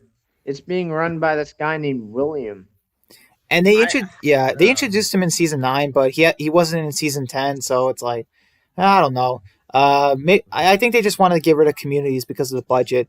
But yeah, like we have the part. Okay, so Denise is deaf, so I really just did not like the speech. Maybe she gets shot, and it's like, Denise, stop with the speeches. That's for Rick, like the speeches go to Rick, because it doesn't make any sense because like. Yes, Daryl and Rosita have their flaws, but their flaws, they don't, at least at this time, they don't let their flaws put people in danger. And, just the way she says it. I mean, yeah. Well, I mean, they didn't. Yeah, Epic? Denise's speech is forced. It is forced. What I meant to say was in season 6, they didn't put the people they cared about in danger because of their flaws or their strengths. Like, Daryl and Rosita were great in season 6. You know what I mean? Like later, they get worse. Okay, yeah. I thought you meant like throughout the series because I was about to say like season 7 for Rosita and season 8 for Daryl. Oh boy, yeah. Don't worry, I did not forget that. I mean, it's just, and then Denise is still talking, and then boom, we get the arrow, And I will admit it was still well. I will admit it was pretty well done how she was still talking and the music, and you see Rosita's face, and then Daryl's face is like, wait, what? And then it's like, wow. Like I have to admit, Like Rosita just looks mad, and then Daryl's just like, wait, that's my arrow. Like what? You know? wow, an arrow shoots through your friend's head in front of you, and you're just like, that's my arrow. It's like, Daryl, your friend just died in front of you in half a second. It's like, how do you even know how to forget it? I don't know. It's like, honestly though, I have to give Daryl credit, even though like we could say that like Daryl, it's unrealistic that he would have picked up that it's his arrow and focused on her death in like the matter of like 1 second. But I gotta give it to Daryl. It's still like he still like took action right away. You know? yeah, I love Daryl with that shotgun. He had hardly any crossbow this episode, or since he lost it to Dwight. And man, like I wish that shotgun could have lasted longer because it looked good on Daryl. It is absolutely. Really quick, we have DeRosa. That's what I was saying earlier. Like, it just shows how tough he is. What do you mean? Wait, what? It shows how tough Daryl is. Yeah. DeRosa says they just casted me into Wasteland, by the way. Oh, cool, man. Didn't you? Yeah, I was gonna say you played another character in season 2. So yeah, congrats, man. He says, LOL, I've never been a Eugene fan, to be honest. Yeah, Eugene only started becoming a likable character, I think, a little bit in season 5, but then it kind of fell flat, and then maybe a tiny bit in season 6, and then 7 and 8, it was just gone, and then season 9, it was slowly building up again, and then it's like, okay, and then season 10, it's like, yeah, like some people can consider themselves Eugene fans. Like, it wasn't It's much. just crazy that Eugene is now one of the main characters that we talk about because he's one of the only ones from the early days, or at least somewhat early days left. Absolutely. Me personally, Eugene, his character has been very up and down. Yeah, I think that's a good way to describe him, honestly. Like, I'm just going to say, maybe some people don't agree with this, but I actually did not like Eugene until season 9. I'll be honest. As soon as I saw season 9 Eugene, I'm like, I finally like his character, you know? Yeah, at least consistently. I really do feel bad for Josh McDermott. Oh, me too. Especially in 7 and 8, because the fans sending him death threats. That's cool. It just drives me crazy that there's people out there that actually do that, because I'm just like, man, seriously, I can't understand how people like that actually exist. I just can't. Yeah, like, Josh. Yeah, he's just doing his job. Exactly, and in my opinion, he's doing a really good job too. Yeah, props to Josh McDermott for staying loyal to The Walking Dead when the fans said that and did all that. I mean, you know what I mean?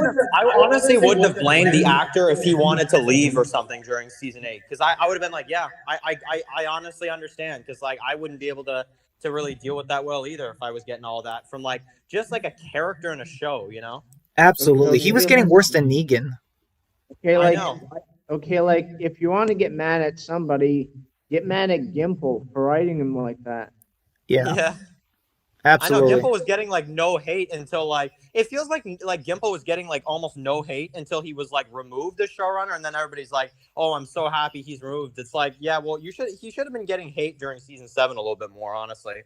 Yeah, the Glenn kill, the Glenn's death, and then I don't know what else. I mean, there was a little bit in season 7, but it really started when he killed off Carl. Like that was just the final straw.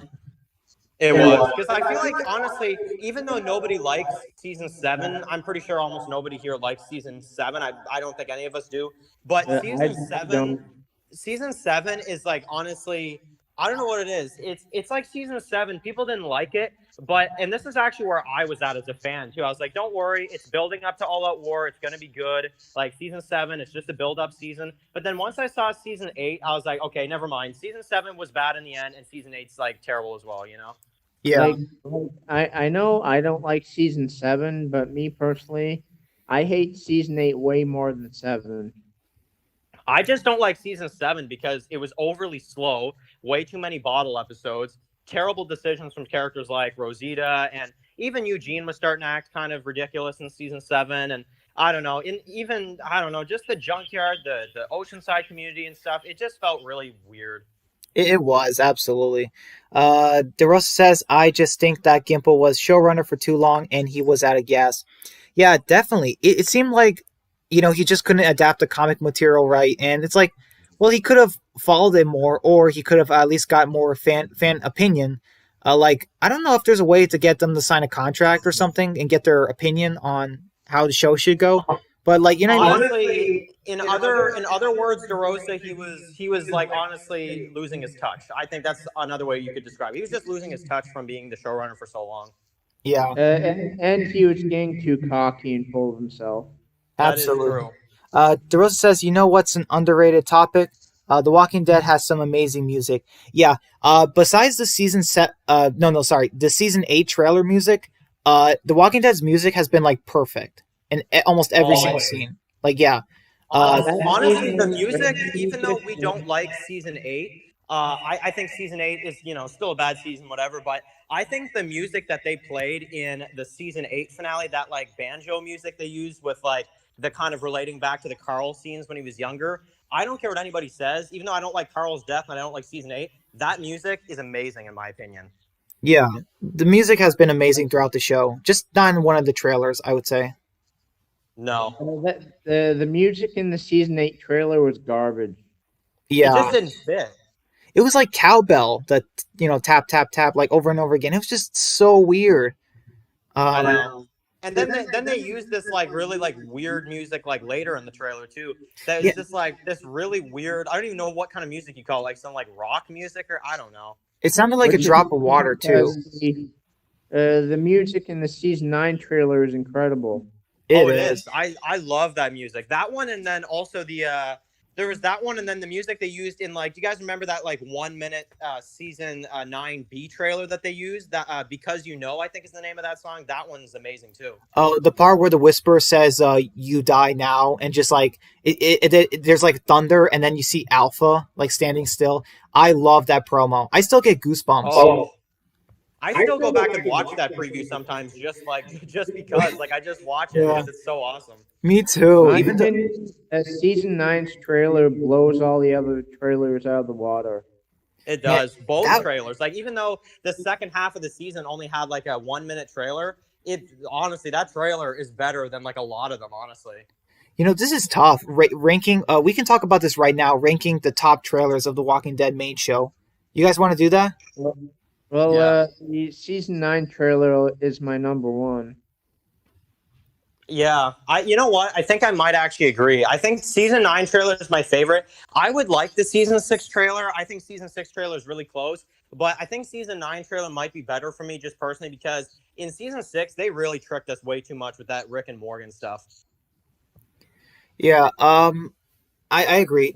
It's weird. I'm tied between the season 9 trailer, the season 6 trailer, and the season 4 trailer. I just love those so much.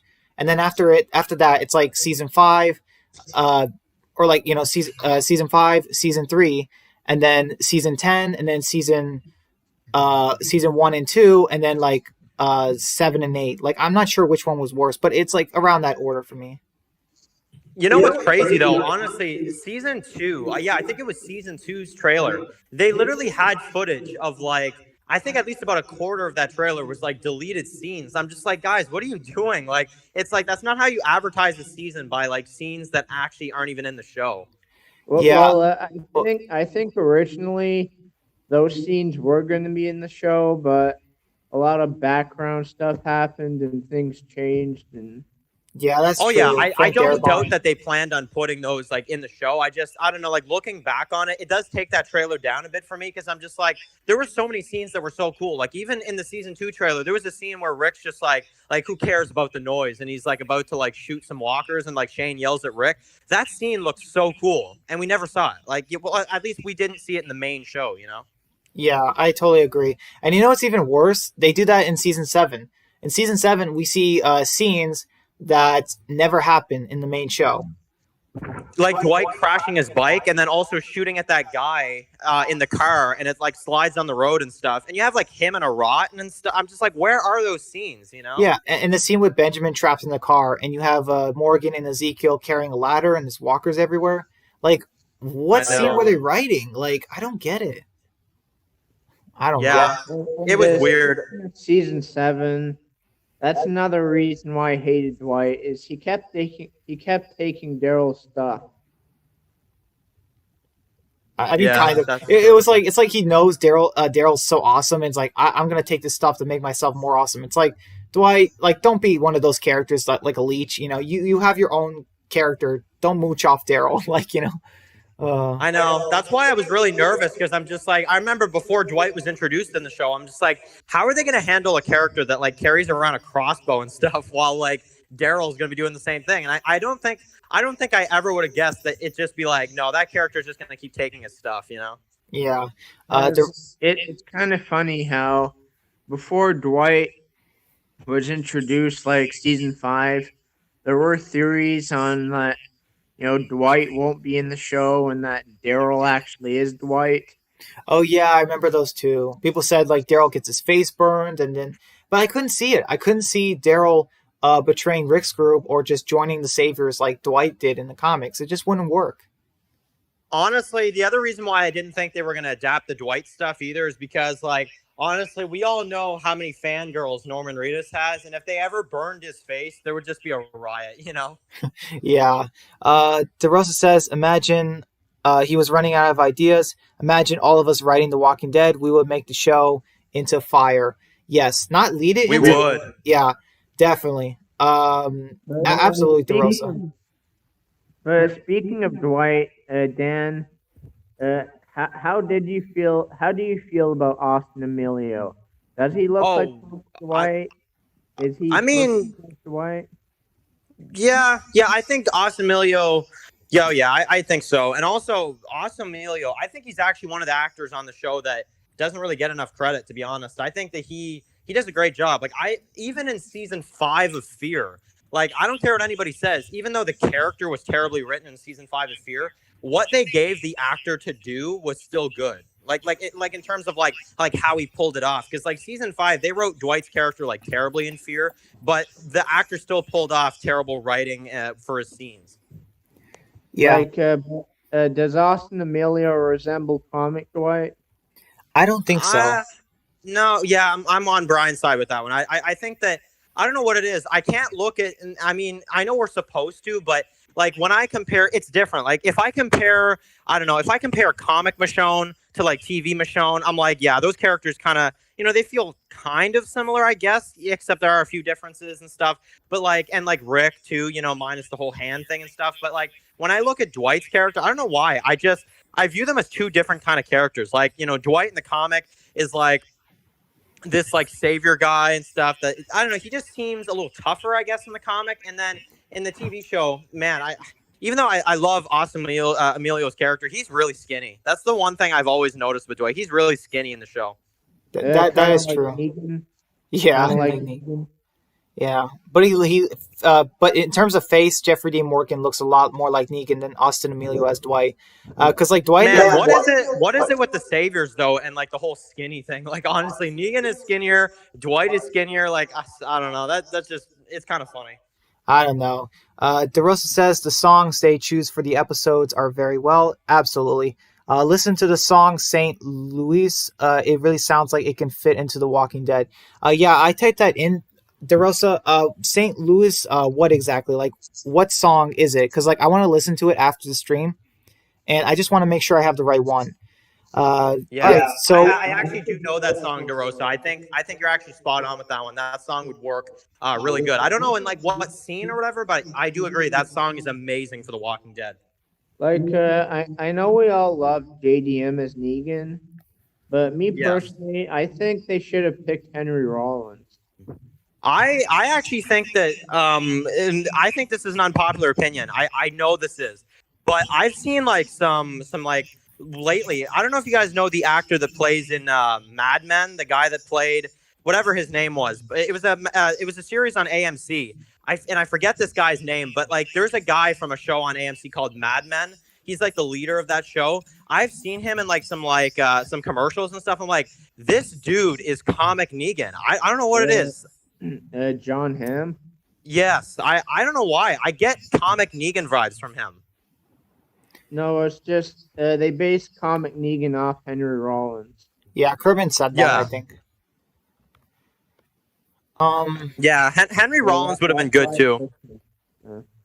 Or Garrett Dillahunt. I mean, John. I mean, that would have been interesting to see. Oh no. I'm Me personally, curious. I'm very curious. Garrett Dillahunt, he fits more as John Dory. He does. I mean, like, we never got to see him. Like, if I could see his audition tape, like, you know what I mean? Like, I feel like I can't say that if I don't at least see how he tried. I don't I know. don't know. I just don't really feel like maybe it's because I've seen John now. I feel like maybe that's why I'm kind of saying that, but I don't know why. I feel like if I saw him auditioning for Negan, I don't know. I feel like he would come off as not. I'm just guessing, but like I feel like he would come off as like not as kind of entertaining, I guess, as Jeffrey Dean Morgan. I feel like he wouldn't be as like funny. I don't know why. That's just the idea. That's the picture I have right now. Hmm. Yeah, I could see that. DeRosa says, "Oh, what if LeBron James was in The Walking Dead? They could not afford him, DeRosa. The whole No, budget. I'm surprised. I'm surprised they can afford Robert Patrick this season. Honestly. Yeah, it makes sense for just one episode." And he says, "I think Josh Brolin would have been the best actor for Thanos. He literally played as Thanos. He was terrifying." Josh Yeah. Brolin. And he says he has a scary voice. I like Andrew Lincoln's best acting. I feel like Andrew Lincoln's best acting was in season 2. Season 2. I kind of feel like honestly, Andrew Lincoln's best acting was, and this is just personally, I feel like season 5. That's when his character was had his peak, and honestly, even the acting. Like, I'm sorry, but in season 5, as Negan said, I would not have messed with that guy. Like, that line is so true.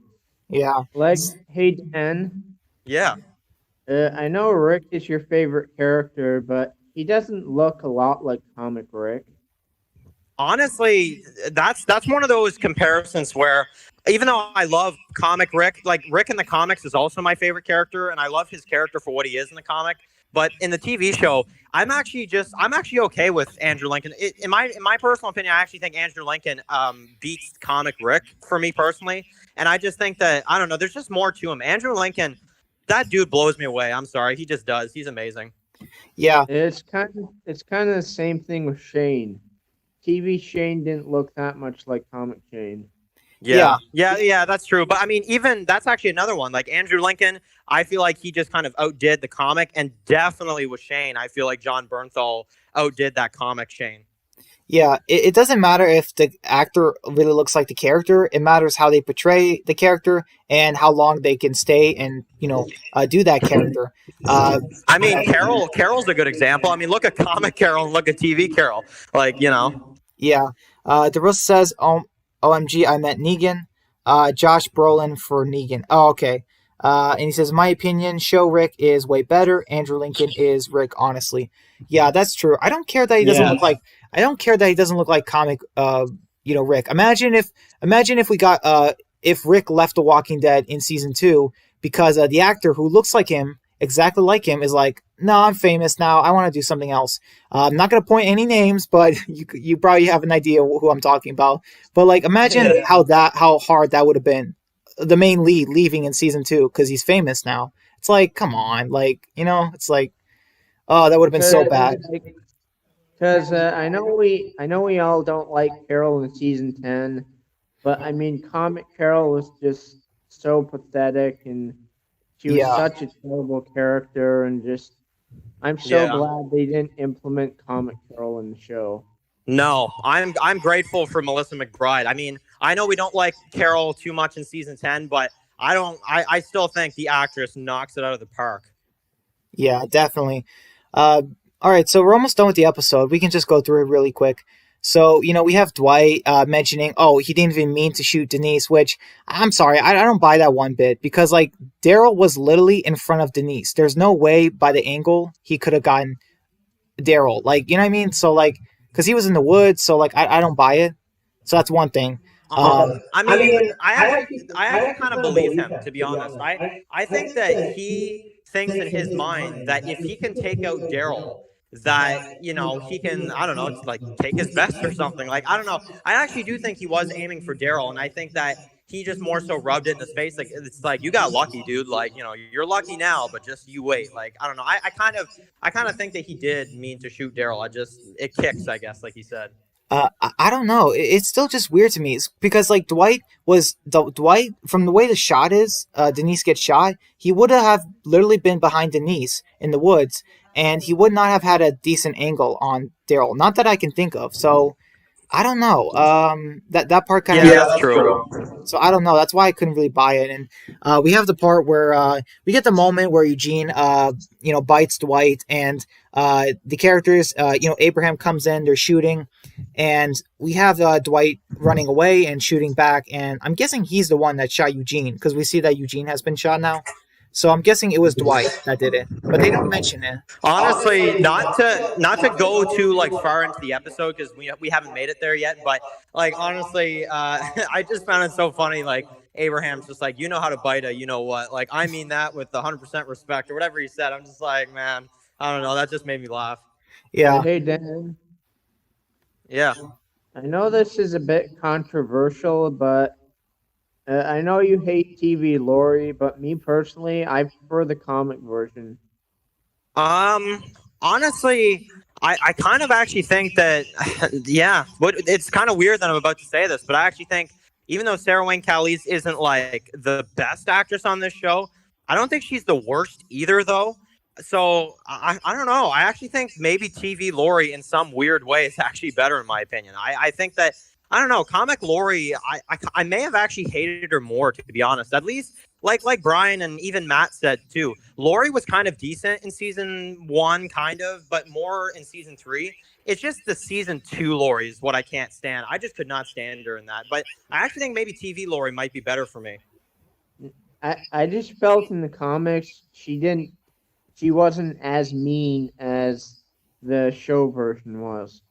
That's true. Jinx.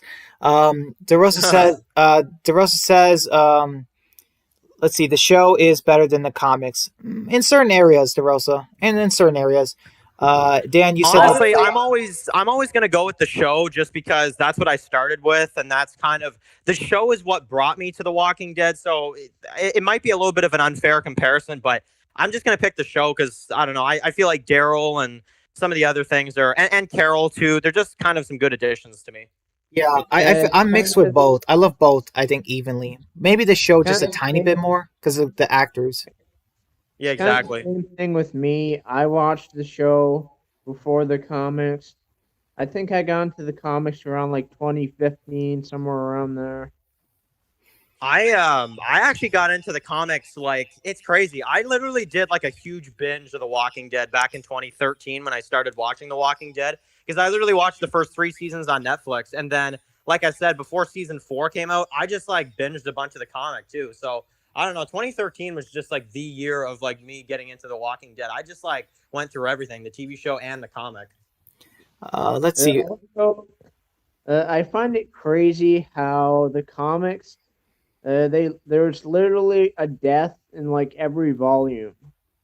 That's true. Well, I don't know if it's every volume. I'd have to like think back. I think there's a few there aren't. It doesn't feel like that. Yeah. I feel like every volume of the comics, someone's dying. That's true. It's weird. The comics killed off so many characters in the beginning, whereas the show kept it around the same, or didn't do enough. And then in the second half, the show killed off too many characters, and then the comic kind of slowed down, like as far as like killing main characters. That's true, especially in the final issues. But I mean, I know we all think the show is better, but the comics are still incredible. Oh, absolutely. Yeah. Like no, the comics are still great. Like there's times where the comic does things better, but I don't know. I just think I have more of a connection to the TV show, I guess is what I'm saying. Yeah, because you can watch it, and you see real people. It's just exactly, and also because The Walking Dead, for the most part, has amazing actors. Yeah, for the most part. Lenny James, he freaking blows Comic Morgan out of the water. Oh yeah, definitely. Yeah. It's just that it's really mixed. The show does some characters better. The comic does a lot of characters better. It's like really even as far as that. We get great additions. Like Daryl and Carol. Has been changed from the comic, but we get awesome characters who get taken out of the show completely. or they're completely like made so much worse, and it's just Yeah. it's real. I don't I know. I I, I also do think that like even though we don't like Tyrese's character in the TV show, I actually do think that they had a good actor. I think Chad Coleman actually did. He could have done the comic Tyrese. That's what I'm thinking. Like I'm just like, yeah, I think his character was written bad, but I don't know. I think Chad Coleman actually could have pulled it off. Maybe. You know, I don't know. it's kind of the same with Morgan. You know, like comic Morgan when he returned in Volume 10, I didn't care. Me neither. Hey Dan. So yeah, you said TV Rick is king, and DeRosa said we could have gotten a different actress for Maggie. I wouldn't have minded. Could you guys possibly see a different actress for Maggie? Like not now, but like back then, if they did it. Honestly, I Speaking of kind of do a little Maggie, bit. speaking of Maggie, I do prefer TV Maggie over comic Maggie. Oh, no I do doubt. too. Like Maggie only became a character after Glenn died in the comics, but in the show she was I a kind of, better I character. kind TV of think Maggie that never punched Rick. Yeah, that's true. I'm glad they cut that out. I kind of think that TV Maggie though, she kind of doesn't. I don't know what it is. She even though Lauren Cohen, I do think does a good job. I don't actually find that TV Maggie looks like comic Maggie. Like in some like times, yes, but I don't know what it is. Comic Maggie just looks like a different person, like a lot. Oh, absolutely. In the comics, Maggie had she was 19. She had long dark hair, and I mean long. Like normal girls' hair. Like long, and just she wore like long sleeve farmer clothes. Like she kind of looked like that. Then she got a massive haircut. I mean, super massive. Like it looked like not shaved, but it was like military cut. You know what I mean, for women. So Yeah. like really short. And then like I don't know. It's just yeah. Maggie became better after Glenn died in the comics, but in the show she kind of got worse. It's really weird. Like just a reverse. Also, to jump back into the episode a little bit too, though, I do have to also. I just this kind of just came up just right now while I was thinking about it. I love how like when they're shooting back and forth at Dwight and them. I love how like once they run away, Daryl. I don't know what it is. There was some kind of like satisfaction as kind of a Daryl fan back in the early days of like when Dwight's running away and you just have like Daryl that's like chasing after him, but then he sees his crossbow and he just like picks it up and he's like, all right, now I'm ready. And then Rosita stops him. Yeah. So okay, yeah. So Eugene is hurt, but yeah, Abraham goes to talk to Sasha, and this was like Sasha's only line in the episode. You know how she said that um, something about like Abraham has choices, and then she invites him to come in.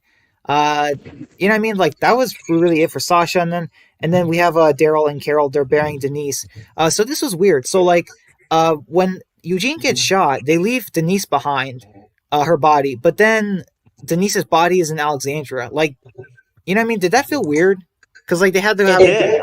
I remember when I was watching it, I'm just like, wait, did you guys like make you must have made like 2 trips because you're not going to be able to carry both of them. So I'm just like, yeah, when they were burying Denise, I'm just like, huh, like there's always little moments in The Walking Dead where I'm like, okay, did they delete a scene or something? And then it's like, no, they didn't. So I don't know, it's just a weird like time skip, I guess, of like I guess a little bit. Yeah, Epic.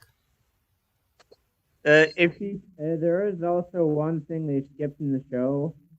Back in the prison in the comics, there was like Maggie and Glenn shaved his head bald. They Yeah. never did that in the show. That I'm would have kinda looked glad they weird on didn't. Steven Yeun though. I'm glad they didn't, but I feel like they could have at least given him a haircut. That's true. Not the whole head shave though. Yeah, just bald. That's a weird look. Ugh, I don't know. I feel like no one should be bald except Alpha. I mean, that's part of the character, but you know what I mean. Just yeah. That's pretty Man, much. Alpha with hair, that would have been funny. You guys would agree that I know the show had Maggie Beth, but I know you guys would agree that they should have done Billy. Yeah, No. absolutely. Yeah, that's true. Billy, I would have honestly, I think Brian has said this countless times too. I think that we should have just gotten instead of Beth. I would have just done Billy and been done with it, honestly. So like Herschel is like way worse in the comics than the show, but Maggie is she starts she's better than comic Maggie at the beginning, but then when Glenn dies, she kind of gets worse, and then I don't know. It's kind of mixed. You know what I mean? Like Beth's not a terrible character, but she definitely was not uh, that interesting. So the Green family, we all know it was much bigger than the show version, but better. Like I don't know. That would be hard. Yeah. No, I think that I mean Scott Wilson, great actor. Honestly, an amazing actor, I think. And then Lauren Cohan, I think she's good. And then Emily Kenny, she was good, but the character was just not for me. But honestly, yeah, I think Billy would have been better than Beth, at least for me personally. I know Beth has this huge fan base, but I mean, you guys know I'm not in that, Yeah, we know. Yeah, I still can't believe that Scott Wilson has been dead for 2 years. Yeah, that's Yeah. that's incredibly sad. That was actually really sad for me too, because like I don't know if you guys remember, but that was right before season 9 premiered. I was just like, man, that's really sad because like The Walking Dead's about to release its like ninth season, which turned out amazing. And it's like I don't know, I was so like sad when I was getting ready to watch the season 9 premiere because I'm just like I don't know why I kept thinking I'm like, wow, like he's not even with us in real life anymore. I know, just like the characters, like dead in both versions. And I remember seeing people's reactions. They were literally just in tears, heartbroken. Like they're like they know the actor real life is dead too. So that's just a double hit for the fans. I know.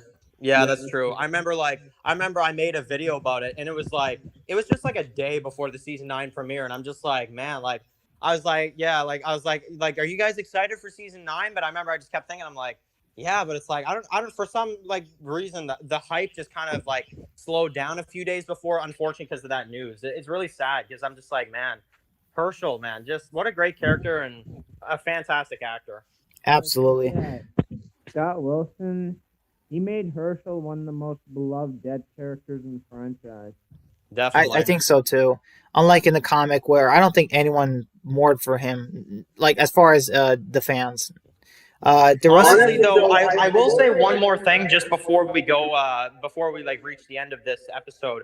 I love Carol's character, but this ending when she leaves, man, it frustrated me. Yeah, we'll talk about it in a minute. Really quick, DeRosa says Norman Reedus, you can't change. Agreed. Andrew Lincoln, you can't change. Melissa McBride, you can't change. That's funny. He Yeah. says the actor that played Herschel did a great job. Yeah, absolutely. Especially in his last season. Season 4.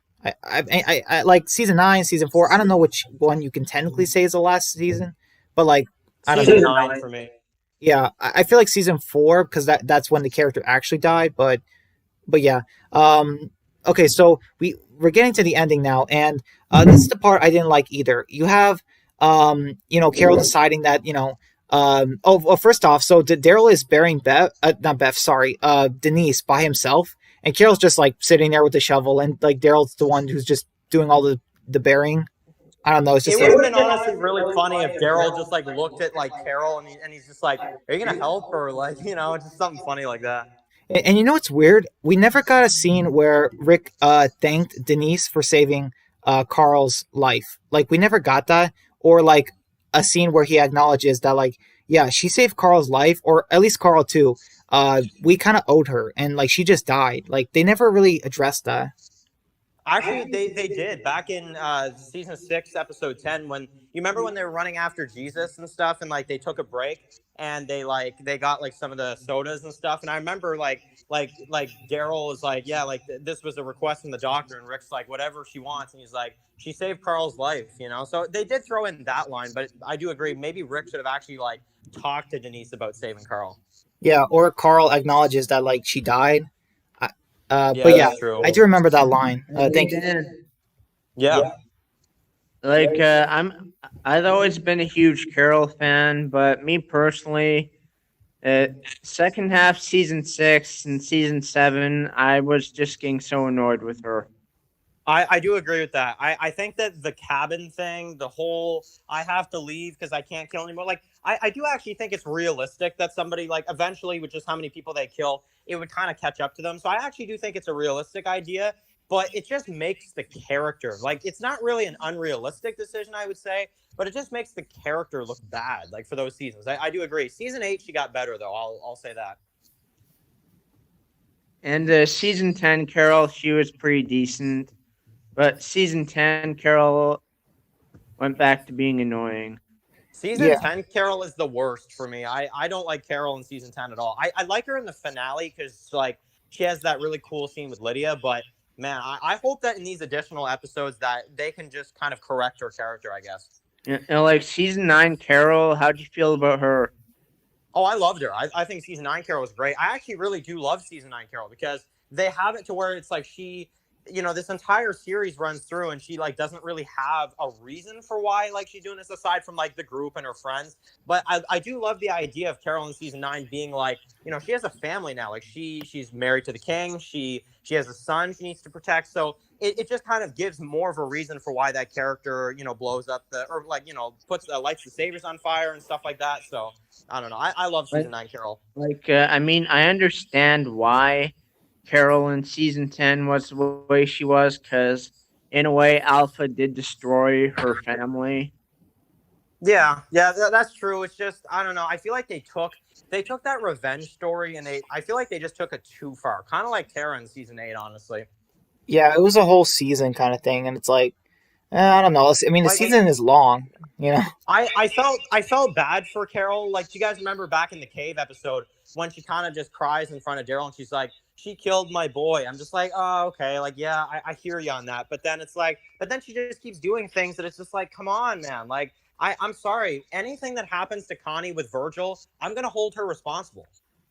Like, that's one thing that annoyed me with season 10, Carol, is the fact that she let Negan out to go and kill Alpha, and yet she did all that annoying stuff anyways. I Yeah, have to I have to say though, Carol, the actress Melissa McBride, she is really dedicated because I would have really been like I really wish, if it wasn't for her being, paid to be on the show and all that stuff, and she can't really say anything negative about it, but like I'm really wondering, does Melissa really like the direction her character went in?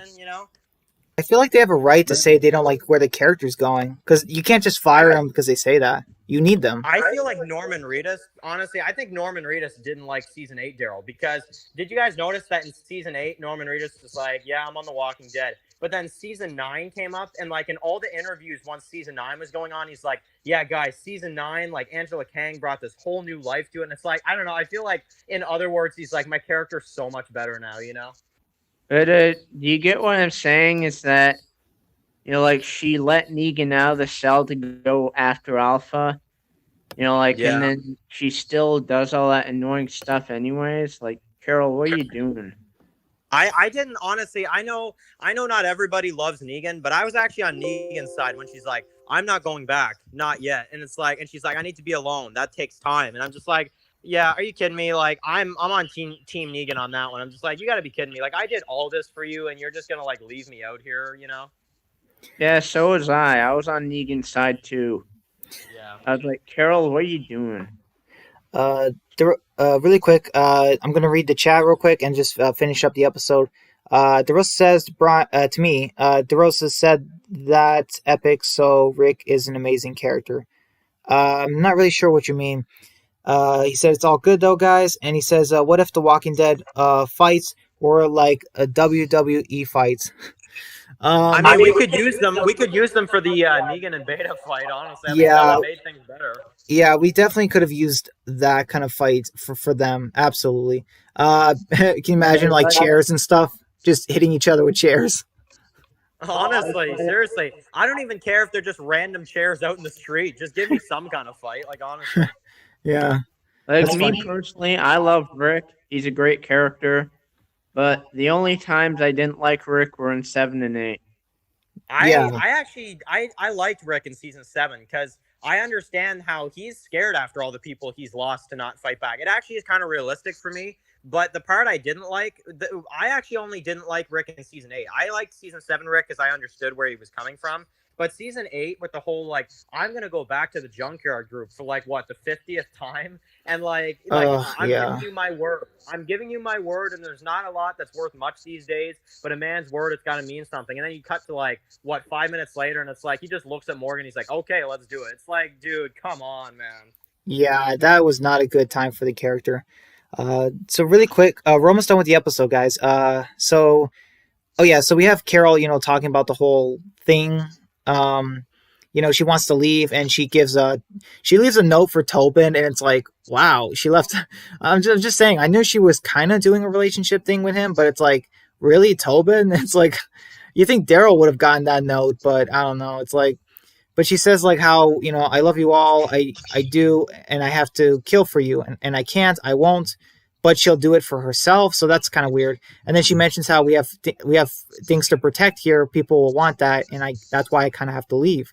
And it's like, well, yeah, but if you go out there, people will want whatever you have still, or they'll just kill you because. And And well, the next episode is a good example because like she just gets stopped by like these saviors on the road, and she has to take them out. It's like honestly, if I was her, I'd be like, okay, I think I learned my lesson. Just go back, you know. yeah, but then the episode, it would be so much shorter than that. Like, Um, so yeah, we have the characters. They're still continuing on with their lives. On lookout, and then we have the Morgan. He notices that Carol is not on the swing, and then we hear like the swing. It's like much louder, and then it ends. So yeah, that's it. The episode. So not a bad episode. It's just that there were problems, and obviously, I would say we can all agree that Denise part around the middle was the biggest problem with the speech, with how and I guess her death in general. Like Yeah, that. I think this episode is overrated. I hate to say it. I don't hate this episode. I think it's still like good in some parts, like Brian said. But honestly, I think I would honestly only give this episode a 7, which I know some people would be like, really a 7? That's kind of weak. But I'm just gonna give it a 7 because I feel like there are some flaws that definitely need to be acknowledged. And I think, like Brian said, Denise's death, some of the dialogue there could have been handled way better. Like, the one thing that annoyed me this episode was the ending when Carol left the Alexandria safe zone. I agree. I think that like, and this actually goes back to what DeRosa just said too earlier. Is that it's like honestly that scene is so like frustrating. But once again, The Walking Dead kills it with the music. That music was awesome. It's just like I don't know. It's so weird. Yeah. Can you imagine if did Daryl ever find out like that Carol left and she left a goodbye note to Tobin, but not him? Like that would be funny. Like I don't know, just like Tobin was the Scott before Scott. You know what I mean? Like I'm just saying, like do you guys know that guy Rayon? Like he hated Tobin. I mean, with a passion. Like it was so funny because he's a Carol and Daryl shipper, and he's just like, this guy has no right, to live. Like all that stuff. Like I don't know. He was funny. Man, no, I actually don't know who that is. Do you know I bet that guy was kind of celebrating when Tobin died in season 8. Yes. Oh man. Do you? Okay, so I could maybe send you guys a link or something in the chat. But yeah, when Tobin died, or at least got infected or cut, he literally pops out a champagne bottle and like a box with cookies and stuff and starts eating, and it's like yes, yes, like in the video, like of his reaction. It's just like he had it prepared. Like it's just, I'm like, I don't know. It's funny. Please send me that link or something because now I do have to see that. Yeah. Okay. I'll see if I can find it. Tobin, he wasn't that bad. Yeah, he wasn't. He kind of got hate just for being there. Honestly, like being with Carol and stuff. It is actually kind of unfortunate, to be honest. It is a weird relationship, though. It is such a weird, coupling that they had. It was like 2 episodes, maybe. Like I don't know. It's just weird. I just more so find it funny that it's like Carol leaves Tobin in like episode 14, and then like way in like season 8, episode 13 when he dies. It's just like, and then she finally, after 2 seasons, she's like, I'm sorry I left. I just had to. It's like, man, couldn't you have like, it's just crazy. Like 2 seasons later, now she apologizes while he's like dying, basically. Yeah, we had to wait like literally an entire season to finally get that addressed. Like, with the whole relationship things, it's like, oh, 2 seasons. Wait, 2 yeah, it's 2 seasons. Why did I say 1 season? Yeah, 2 whole seasons. It's like, what? I don't know. That's 2 years of our time that we're like just sitting there wondering, like, what is Carol's thoughts on that? Yeah. Oh my gosh. Yeah, Tobin wasn't that bad. Okay, he wasn't as bad as Nicholas or any. Oh no, definitely not. Alexandrians that we had to deal with. Yeah, no, like Scott. Tobin is not that bad, honestly. I actually don't have too much against him. I just think that relationship, like Brian said, the relationship just kind of came out of nowhere. All right, guys, I just posted it. Personally, Nicholas was worse. Yeah, I couldn't stand Nicholas in the show. Like, first off, he has a son but never addresses it. Tried to kill Glenn, got Noah killed. I mean, what a coward character. Uh, just vile, evil kind of character, and the way he just kills himself, just like I don't know, I didn't really like that too much. Um, but I don't know, like me. But there are characters like that in The Walking Dead. I get it, but still, it should have been Glenn or somebody that killed him, not himself. Like, imagine if Glenn was just like, you know what, I had enough of you, and just I know it's not Glenn's character, but man, if somebody just killed him and said, I had enough of you, like that, man, that would have been honestly, I feel like that would have been better. That would have been more satisfying than the death, because it's just like, man, like he just like shoots himself, but it's like, man, honestly, I just like, we all love Glenn, but I was, that was the one moment in the show that I'm just like, Glenn, dude, please just kill this guy, like just like please get rid of this character, you know? Yeah, the two And times. I know this might be a little controversial, but I actually didn't even mind Deanna. Oh, Deanna. Yeah, I didn't hate Deanna. Nah, she was okay. I mean, I liked her more in season 6, because that's when she finally like chilled out a bit. I guess I would say, but like season 5, Deanna, I'm like, I kind of like don't like her, but I don't hate her. You know. I think I would have liked to see Douglas. Like, I didn't hate her, but I think Douglas would have been really cool if they went that route. Everybody made the joke too that it's like, what if they had Bryan Cranston, who plays Walter White? What, because he does look like Douglas, like the actor that plays Walter White in Breaking Bad. That would have been really funny if they did that. That's It's true. like, yeah, I know we all hate on the TB Alexandrians, but TB Jesse was actually very good. She was better. She was a huge improvement. I agree, actually. I'll agree with that. Yeah, I think honestly, she kind of looked like comic Andrea a little bit, just a little bit. yeah, she did. And fun fact, I actually thought she was going to be playing Denise. When I saw the actress being casted, she had red hair. I'm like, oh, this is Denise. Because I just thought, like, well, Denise had red hair in the comics, so I just thought that, you know, uh, I thought that was going to be her, but I was wrong. So, guys, I sent you a link. Yeah. I sent you a link to the video. It's called Tobin Dies Reaction to 813, The Walking Dead. This guy, even in the thumbnail, he's drinking champagne. Like, oh my gosh, it's hilarious. It's funny. So yeah, if you guys want to, the chat will end. That link will end when the chat ends. But if you guys want to put it in like a new tab or something, or do a new tab or just something like that, so you don't lose it. But yeah, so there's a link for you guys if you want to see it. His reaction is funny. Thanks, man. Yeah, okay. I liked TB Jesse. I was actually very sad when she died. Yeah. Besides Aaron and okay, so like I mean, there's a few Alexandrians. Like Olivia is not she's not bad. She's not a big character, but she's okay with what they did with her. Could they have used her more, kept her longer? Absolutely, but she wasn't a bad, hated Alexandrian. Jesse was an improvement from the comic. Aaron was a big improvement from the comic. But everyone else, like Mikey, Ron, Sam, Pete, Nicholas, Heat, Scott. I'm sorry, just like everyone's just like, why? Why do they do it this way? Guys, I'm just like watching this video right now. This guy is freaking out over like Tobin's death. That is hilarious. Oh, so you're watching it? Yeah, he's just like he's just so happy. Like, oh my goodness. Oh, he just like grabs that champagne. He's just like, yes, I've been waiting for this. He popped out like one of those party breakers or whatever, the confetti. And he has like a New Year's light stick. Dude, I can't believe I haven't seen this. Me personally, I just feel the TB Alexandrians in the show. My opinion, they were all just useless. They were. Well, I mean, except for Aaron. I think Aaron's a character that was good. Oh yeah, I think that goes without saying. Ross, I can't remember his last name 100%, but he does a fantastic job as Aaron. Everyone else just not as good. I feel like it goes without saying. Like if I say the Alexandrians are terrible in the show, I mean everyone pretty much except Aaron. Like that's pretty much the only one. I mean, honestly, Ross Marquand is like so awesome. He actually even acknowledged the channel just a few months ago too. I was like, dude, like you're amazing for that. Absolutely. TB Alexandrians, they just weren't built for the world.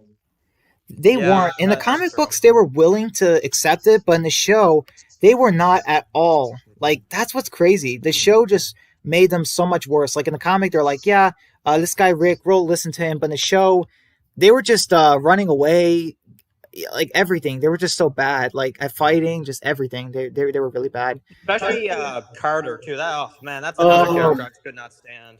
Carter. Yes. Wait a minute. What's going on with the stream? Oh, okay. I was having a hiccup, guys. But yeah, Carter.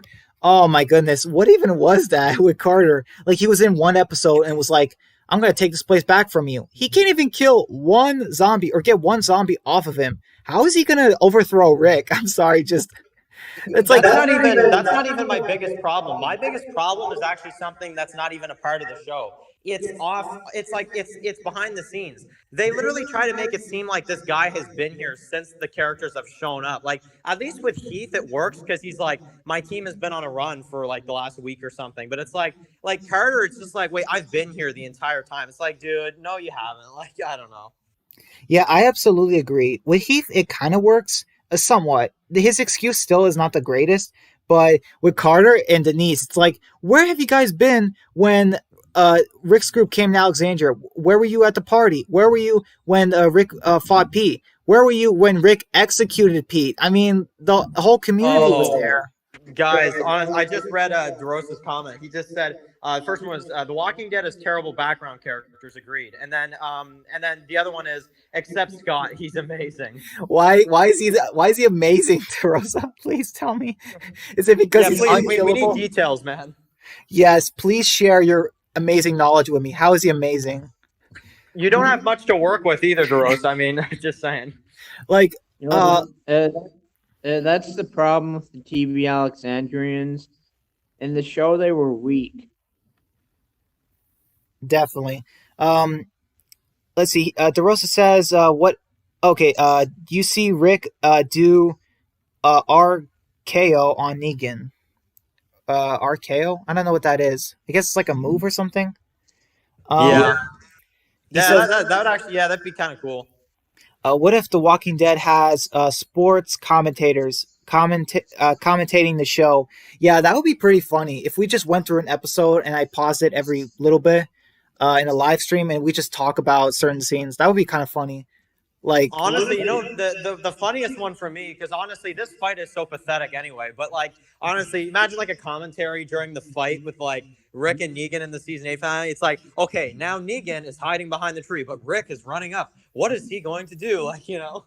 yeah, or say something like, and Negan is trying to get Rick at, like Negan is very close to Rick. Rick better watch out, or he's gonna lose this game of Tag You're It. Like, that would have been. And then it's just like, it's like, oh, but we read the comics, so we know both characters are fine. It's just be like, dude, I don't know, that would be so entertaining. Let's see. DeRosa says Scott just doesn't look fake. Like, he looks like a normal guy.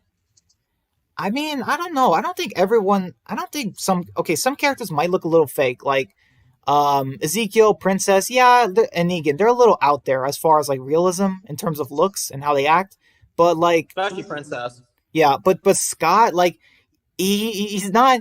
He doesn't do anything. He like he's a background character in everything. Looks, just everything. Like, you know, he has like no Honestly, relationship. I'm gonna get hate for this because a lot of people, you know, a lot of people still don't understand why, like, because like a lot of people, they're like, why do you hate Beth? But and it's kind of funny because a lot of people don't like Princess, and I actually think the actress is actually pretty good. I'm just gonna say it.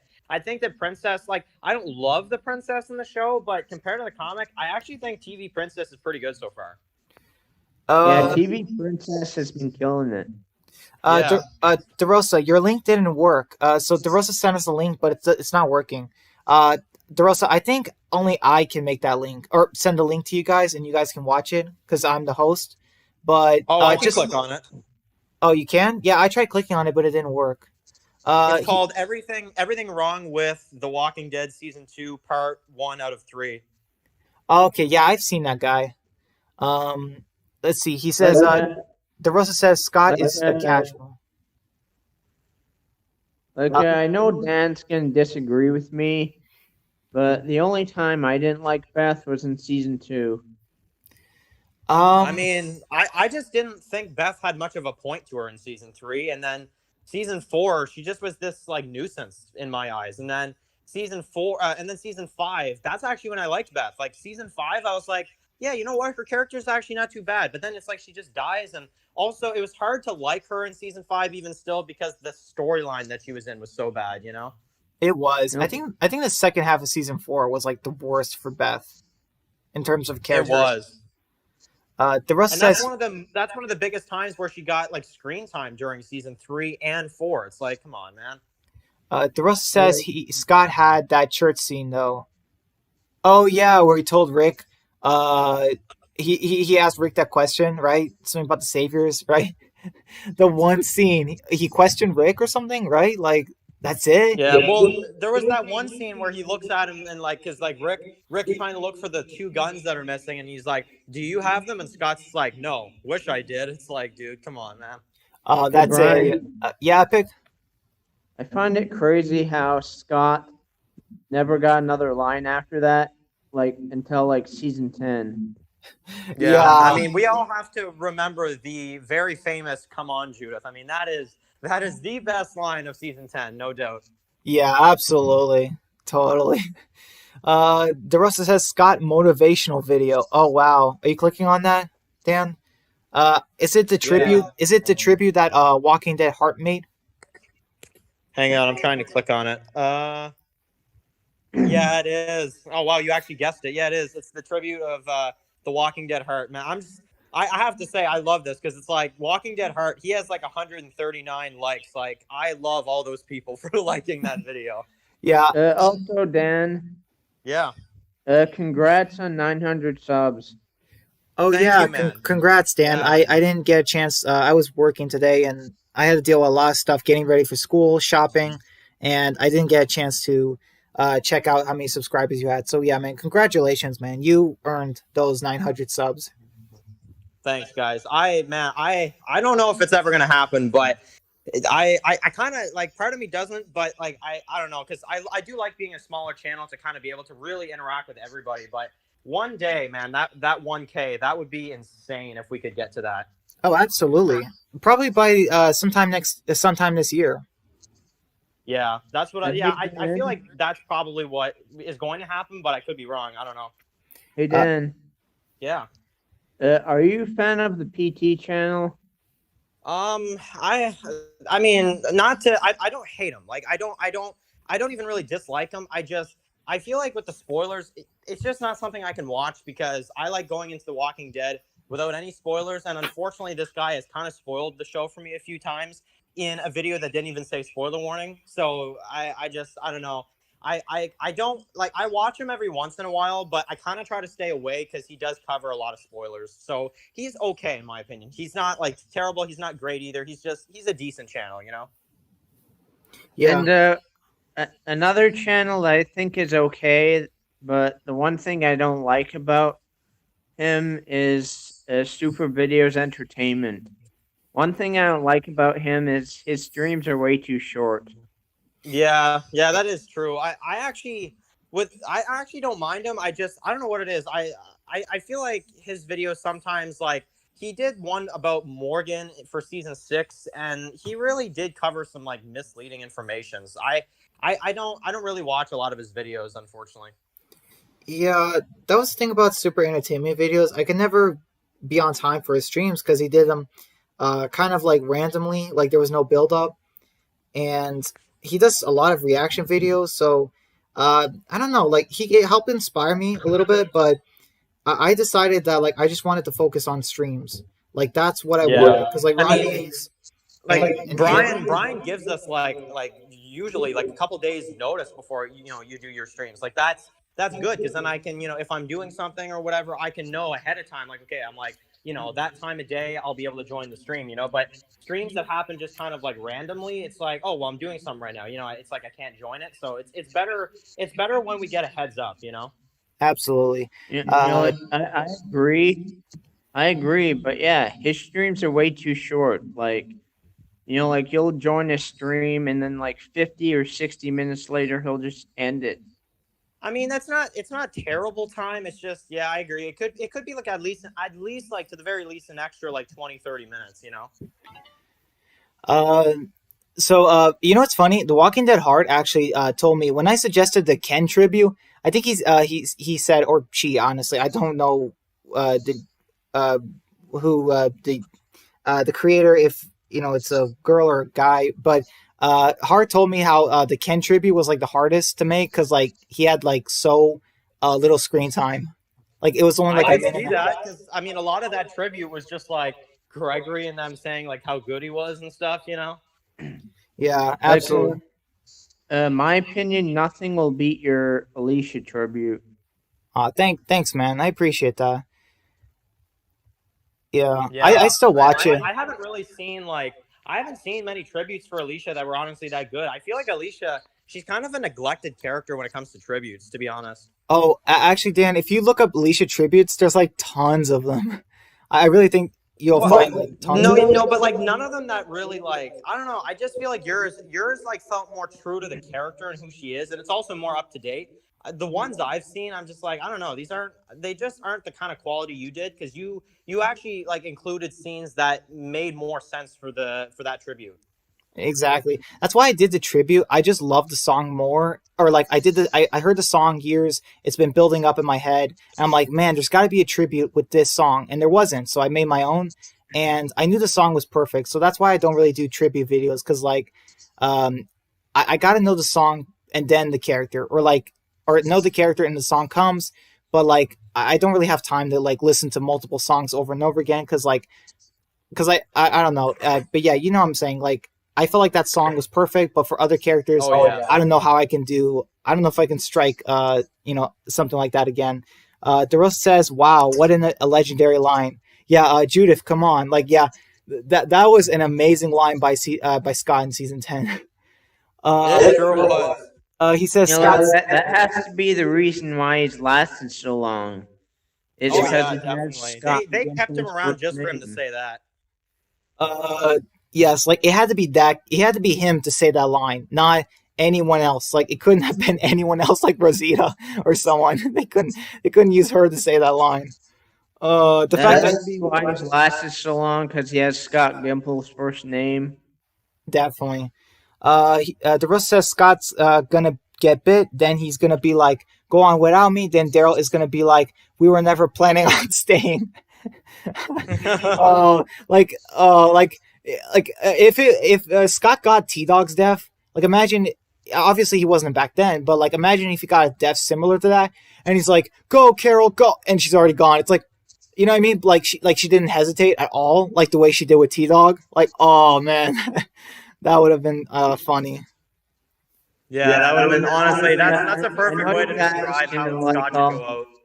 I know you guys pick on Scott a lot, but at least the actor is loyal. Yes, I mean, he's loyal, but like honestly, I just wish I could like talk to him just one on one and be like, okay, dude, seriously, like what do you really think this character is, you know? he probably had to read the comics and be like, "Wait, I died of like this." Like right after I'm introduced, I get my leg broken, die just like that. It's like, wow. So like, there's nothing on my character even in the comic. So, Yeah, I know. Scott is just oh man, he's somehow turning into a good character. I just still can't like in terms of like fan support. Like I feel like now we're just like all talking about Scott and he's actually starting to become popular. It's just crazy. yeah, Scott could be anything. He could be a CRM agent. He could be just anything, and we wouldn't even know it. Anything could work for him, honestly, because he's such a blank I slate. know. Daryl Yeah, says, me personally, in my opinion, by far the worst character in this whole franchise is Jared. yes. Thank you, Epic. We agree on that because he's the most hated character, and like he's just a character that you want to. They literally designed for you to hate, and they kept him on for way too long, and it just did not work. You know, we already had hated Yeah, characters, so I mean, agreed. I think Jared's character is just man. Like honestly, I'll give it to the actor. He was pretty good, but the character, I'm just like, dude, like I just oh. yeah. All right. So almost done with the chat. He says, DeRuss says Daryl will be like, "Oh wait, do I know you?" Bro, what's up with these useless tributes? Who cares about Ken or Scott? Okay, DeRosa, we care about Ken. He saved that horse. He was also his death led to everything happening in season 9. I mean, Rick, the savior. His death had a domino effect. It did, absolutely. If they saved him, Rick would not. Okay, so Gregory wouldn't have tried to kill Maggie like that, or like Earl too, and then he wouldn't have gotten hanged. Oceanside wouldn't have rebelled. The Saviors wouldn't have rebelled. Rick would not have been injured and taken away by Jadis. I mean, none of that would have happened. So, like, yeah, I don't think technically Ken was useless. His death kind of like really hurt the characters as a domino effect. Like, it's crazy. You know what I mean? But yeah, for Scott, Scott's useless. DeRosa says, "What's next? The Vatos gang tribute or Officer Don tribute?" Please not Officer Dawn. It would just be if they did a Dawn tribute. It'd just be like a bunch of scenes of her slapping Beth. Like seriously. Yeah, she was not a good character. I mean, like I don't know, just as a villain, it just didn't work. But like the actress, I know she could pull off an amazing character. Just the way they wrote her. It was weird too because they tried to make her like a villain, but then there's other times where it's like, well, you got to feel bad for her because she had to do all this stuff. It's like, wait, like what are we supposed to think about her? You know? I have no idea. DeRosa says, I definitely agree. Ken's death is super important, but they shouldn't have killed off his parents so quick. That's true. I think I think they should have kept Earl a little longer. But Earl was actually growing on me as a character. One of the Pikes, and then Earl just gets bitten by a walker and dies in season 10. Yeah, which was also off screen, not to mention. Yeah, definitely. DeRosa says the Scott tribute makes Scott look like a main character. Like when you watch the episodes, you are like, "Where is this guy?" Yeah, Scott has been in the background throughout half the show, and because Scott's been around for so long, alive, he is like a main character in that tribute. But he has, if you put all of Scott's lines together, you might get like 10 seconds of lines. Like that's what's so funny. Like it's really not that much. Also, guys, just to let you guys know, I'm going to have to leave probably in another 10 minutes or so, just to let you guys know. Oh, that's absolutely fine, Dan. I actually have to end the stream. Maximum 15 minutes, but I could do 10 as well. Because I think my family, they want me downstairs. And yeah, same. I was going to say my family wants to spend some time with me. That's why I'm going to have to leave in like another 10 minutes. Absolutely, man. I understand. Yeah, Epic? I'm starting to think that Scott might be DeRosa's favorite character. He's on the stream. He's always talking about him. Yes, absolutely. Yeah, DeRosa, can you please let us know, like if he's your favorite character, what is your favorite Scott moment? I'd like to hear that. Absolutely. He says, Comic Scott has such a legendary origin story. Do you mind sharing it with us, DeRosa? Because I don't know his legendary origin story. Let's see. I bet Scott gets paid $10 to be on The Walking Dead. Come on. DeRosa says it sounds about right. DeRosa says Ken was so stupid. Who cares about darn horse? DeRosa, after so many horses dying in The Walking Dead, you gotta. I mean, come on, like you gotta help the animals sometimes, because like the Walking Dead characters. Ken at least did something. Like Ken was like the viewer. Ken was like, okay, I'm gonna be in one episode just to try to like save a horse, at least one. Like come on. Yeah, I mean, he did something that no one else ever did. Exactly. Yeah, exactly. If I was there, I'd save a horse because I'm a huge horse lover. Yeah. Yeah, that's true. And he says, and he was so slow. I don't think he was slow. That walker teleported. I mean, those teleporting walkers, man, they get you. Yeah, you mean ninja walkers? Yeah, teleporting ninja walkers. Yeah, absolutely epic. Oh wow. I'd like to know Martha's trick on how she makes the walker so silent. Me too. Please honestly. not talk to Martha.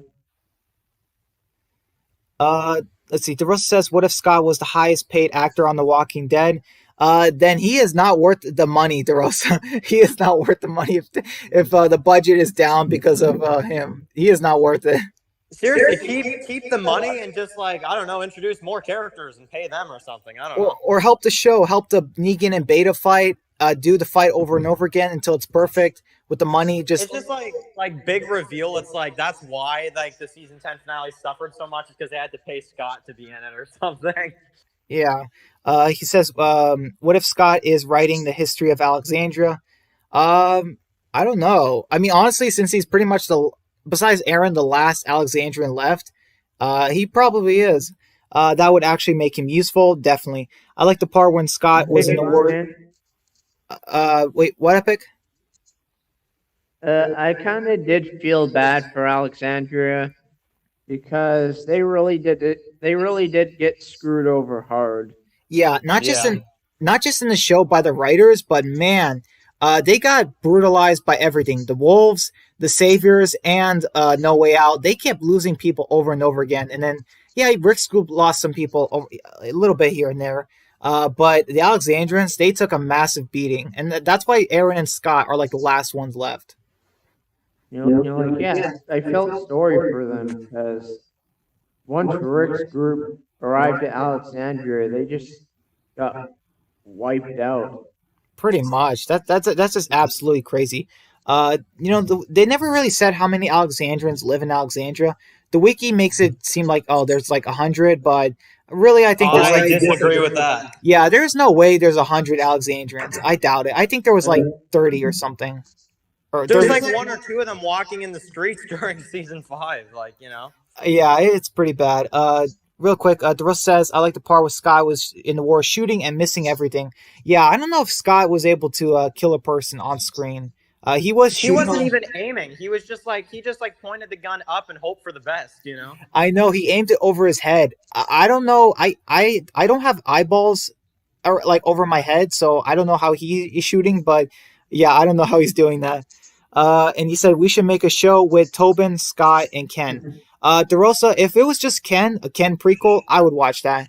The other two And guys, a lot of the viewers would just be like, "Who are these three? I've never seen them before," you know.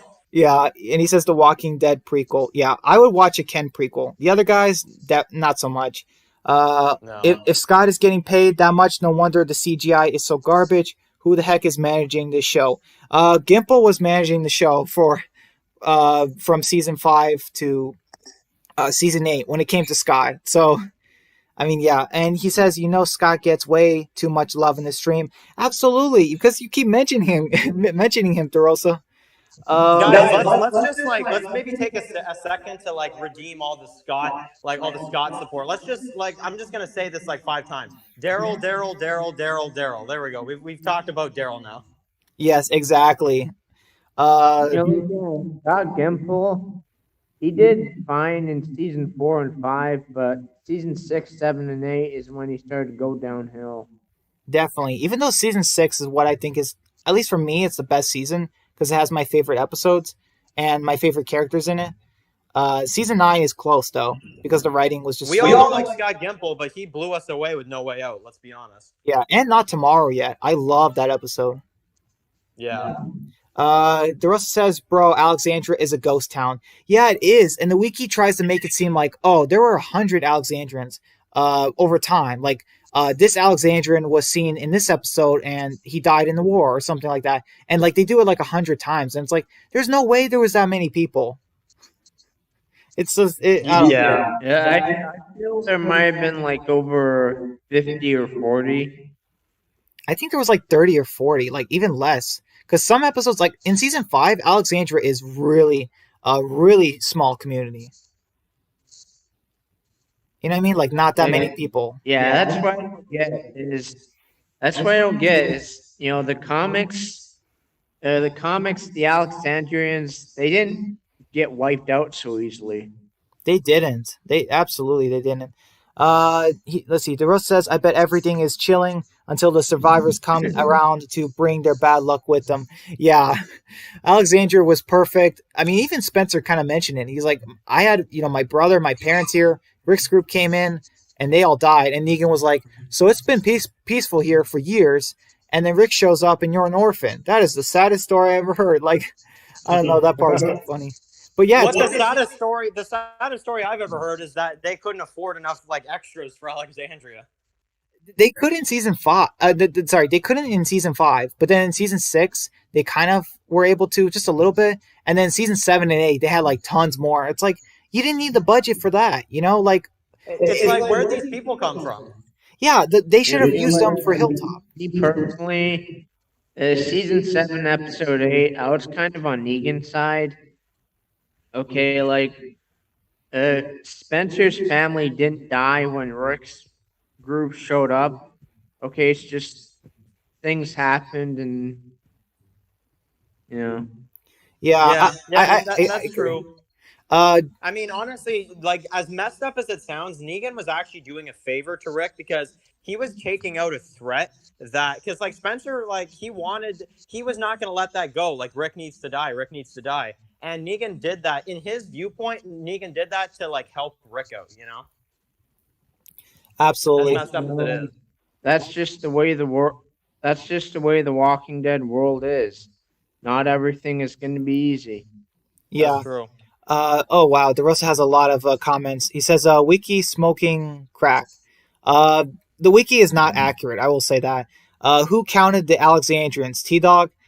I have no idea. What if T Dog survived? That would be pretty cool if he was still alive all this time. That would be crazy. If T-Dog survived, he would be a very hardened killer that you would not want to mess with. Definitely. Yeah. Absolutely. What if Sophia survived? I don't know. I think Then she would have taken Enid's spot. Yeah. Also, Carol would not be the same. I don't think Carol would be like how she is in the show or at all. Like what happened. Yeah. Carol would be less. He says, I mean, Spencer is right. I mean, yeah, okay, so Rick's group did unfortunately kind of like bring bad luck to Alexandria, but it was kind of going to happen anyway. As far as Deanna, okay, so Reg and okay, so maybe they could have saved Reg if they because like wasn't there a scene in season 5 where they let Reg try to talk down Pete when they could have stepped in and done something? So like maybe they wanted to see Pete freak out just to prove how dangerous he was. And for Deanna, Rick, I think, could have saved her. She had no business at shooting that gun in the herd. You know, if I was Rick, I would have grabbed Deanna and told her to get back, and I would have shot the walkers myself. She had no business being there. But when she that's true. Deanna had no surviving skills. She couldn't have done that. Yeah. And then speaking of Deanna, I was very confused on how she got bit. Like, because we see her fall on the saw blade, and then, like, she's bitten in the house or whatever, and... Yeah. It did feel a bit weird.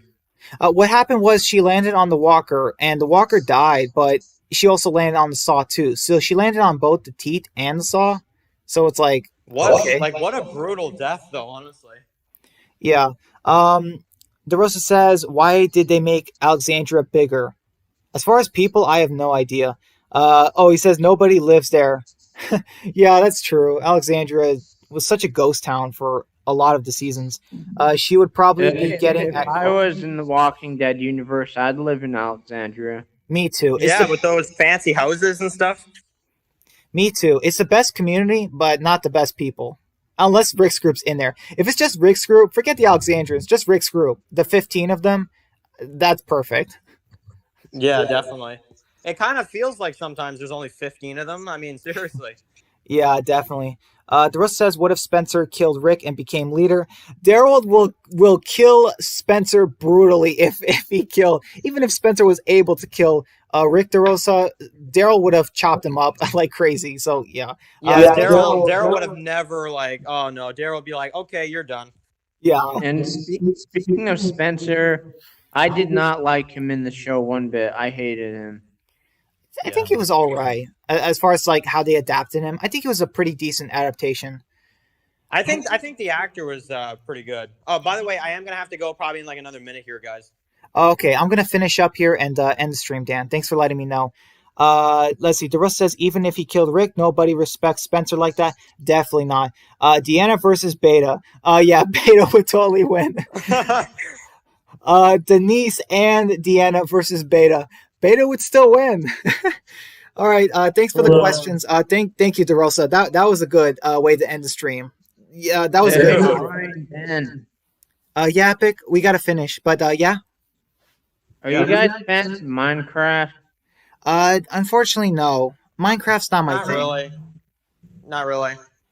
Uh, Okay, guys. Well, thank you so much, Dan and Epic. I actually have to edit the stream text to say that you guys participated. But yeah, guys, I will. I Thank will you very see much, you guys man. next time. Yeah, I'll see you guys on Saturday for Last Day on Earth. And Awesome, man. I'm gonna watch that episode too because that's actually gonna be a really fun one to go back and see. hey, absolutely. Brian, one more thing. Yeah, Epic. After Last Day on Earth on Saturday, I think, right? Yeah. Can you do The Walking Dead season 6, episode 10? See, next world, yeah, the next world. I might, Epic. That's a good suggestion. That's a fun episode, definitely. I'll need to consider it on Saturday because like I don't want to promise if something else comes up, but I will say that I'll try to keep that in mind because yeah, I kind of want to save like next streams for the next stream. You know what I mean? Like I don't want to plan 2 streams at the same time. You know what I mean? Just so I don't forget, or you know what I mean? Because like I don't want to forget. That's like me, my evolution series. It's like I don't want to have too many suggestions piled up. Yeah, exactly. But Because Dan, Yeah. I know I suggested you do Daryl after Rick. Yeah, exactly. Yeah, and that's what I'm gonna do. But like I would like after the Rick one, like then the Daryl one. I would like to like just after the Daryl one get the next suggestion. yeah, like I don't like suggestions like too far in advance. Kind of one at a time, so it's manageable. So yeah, guys.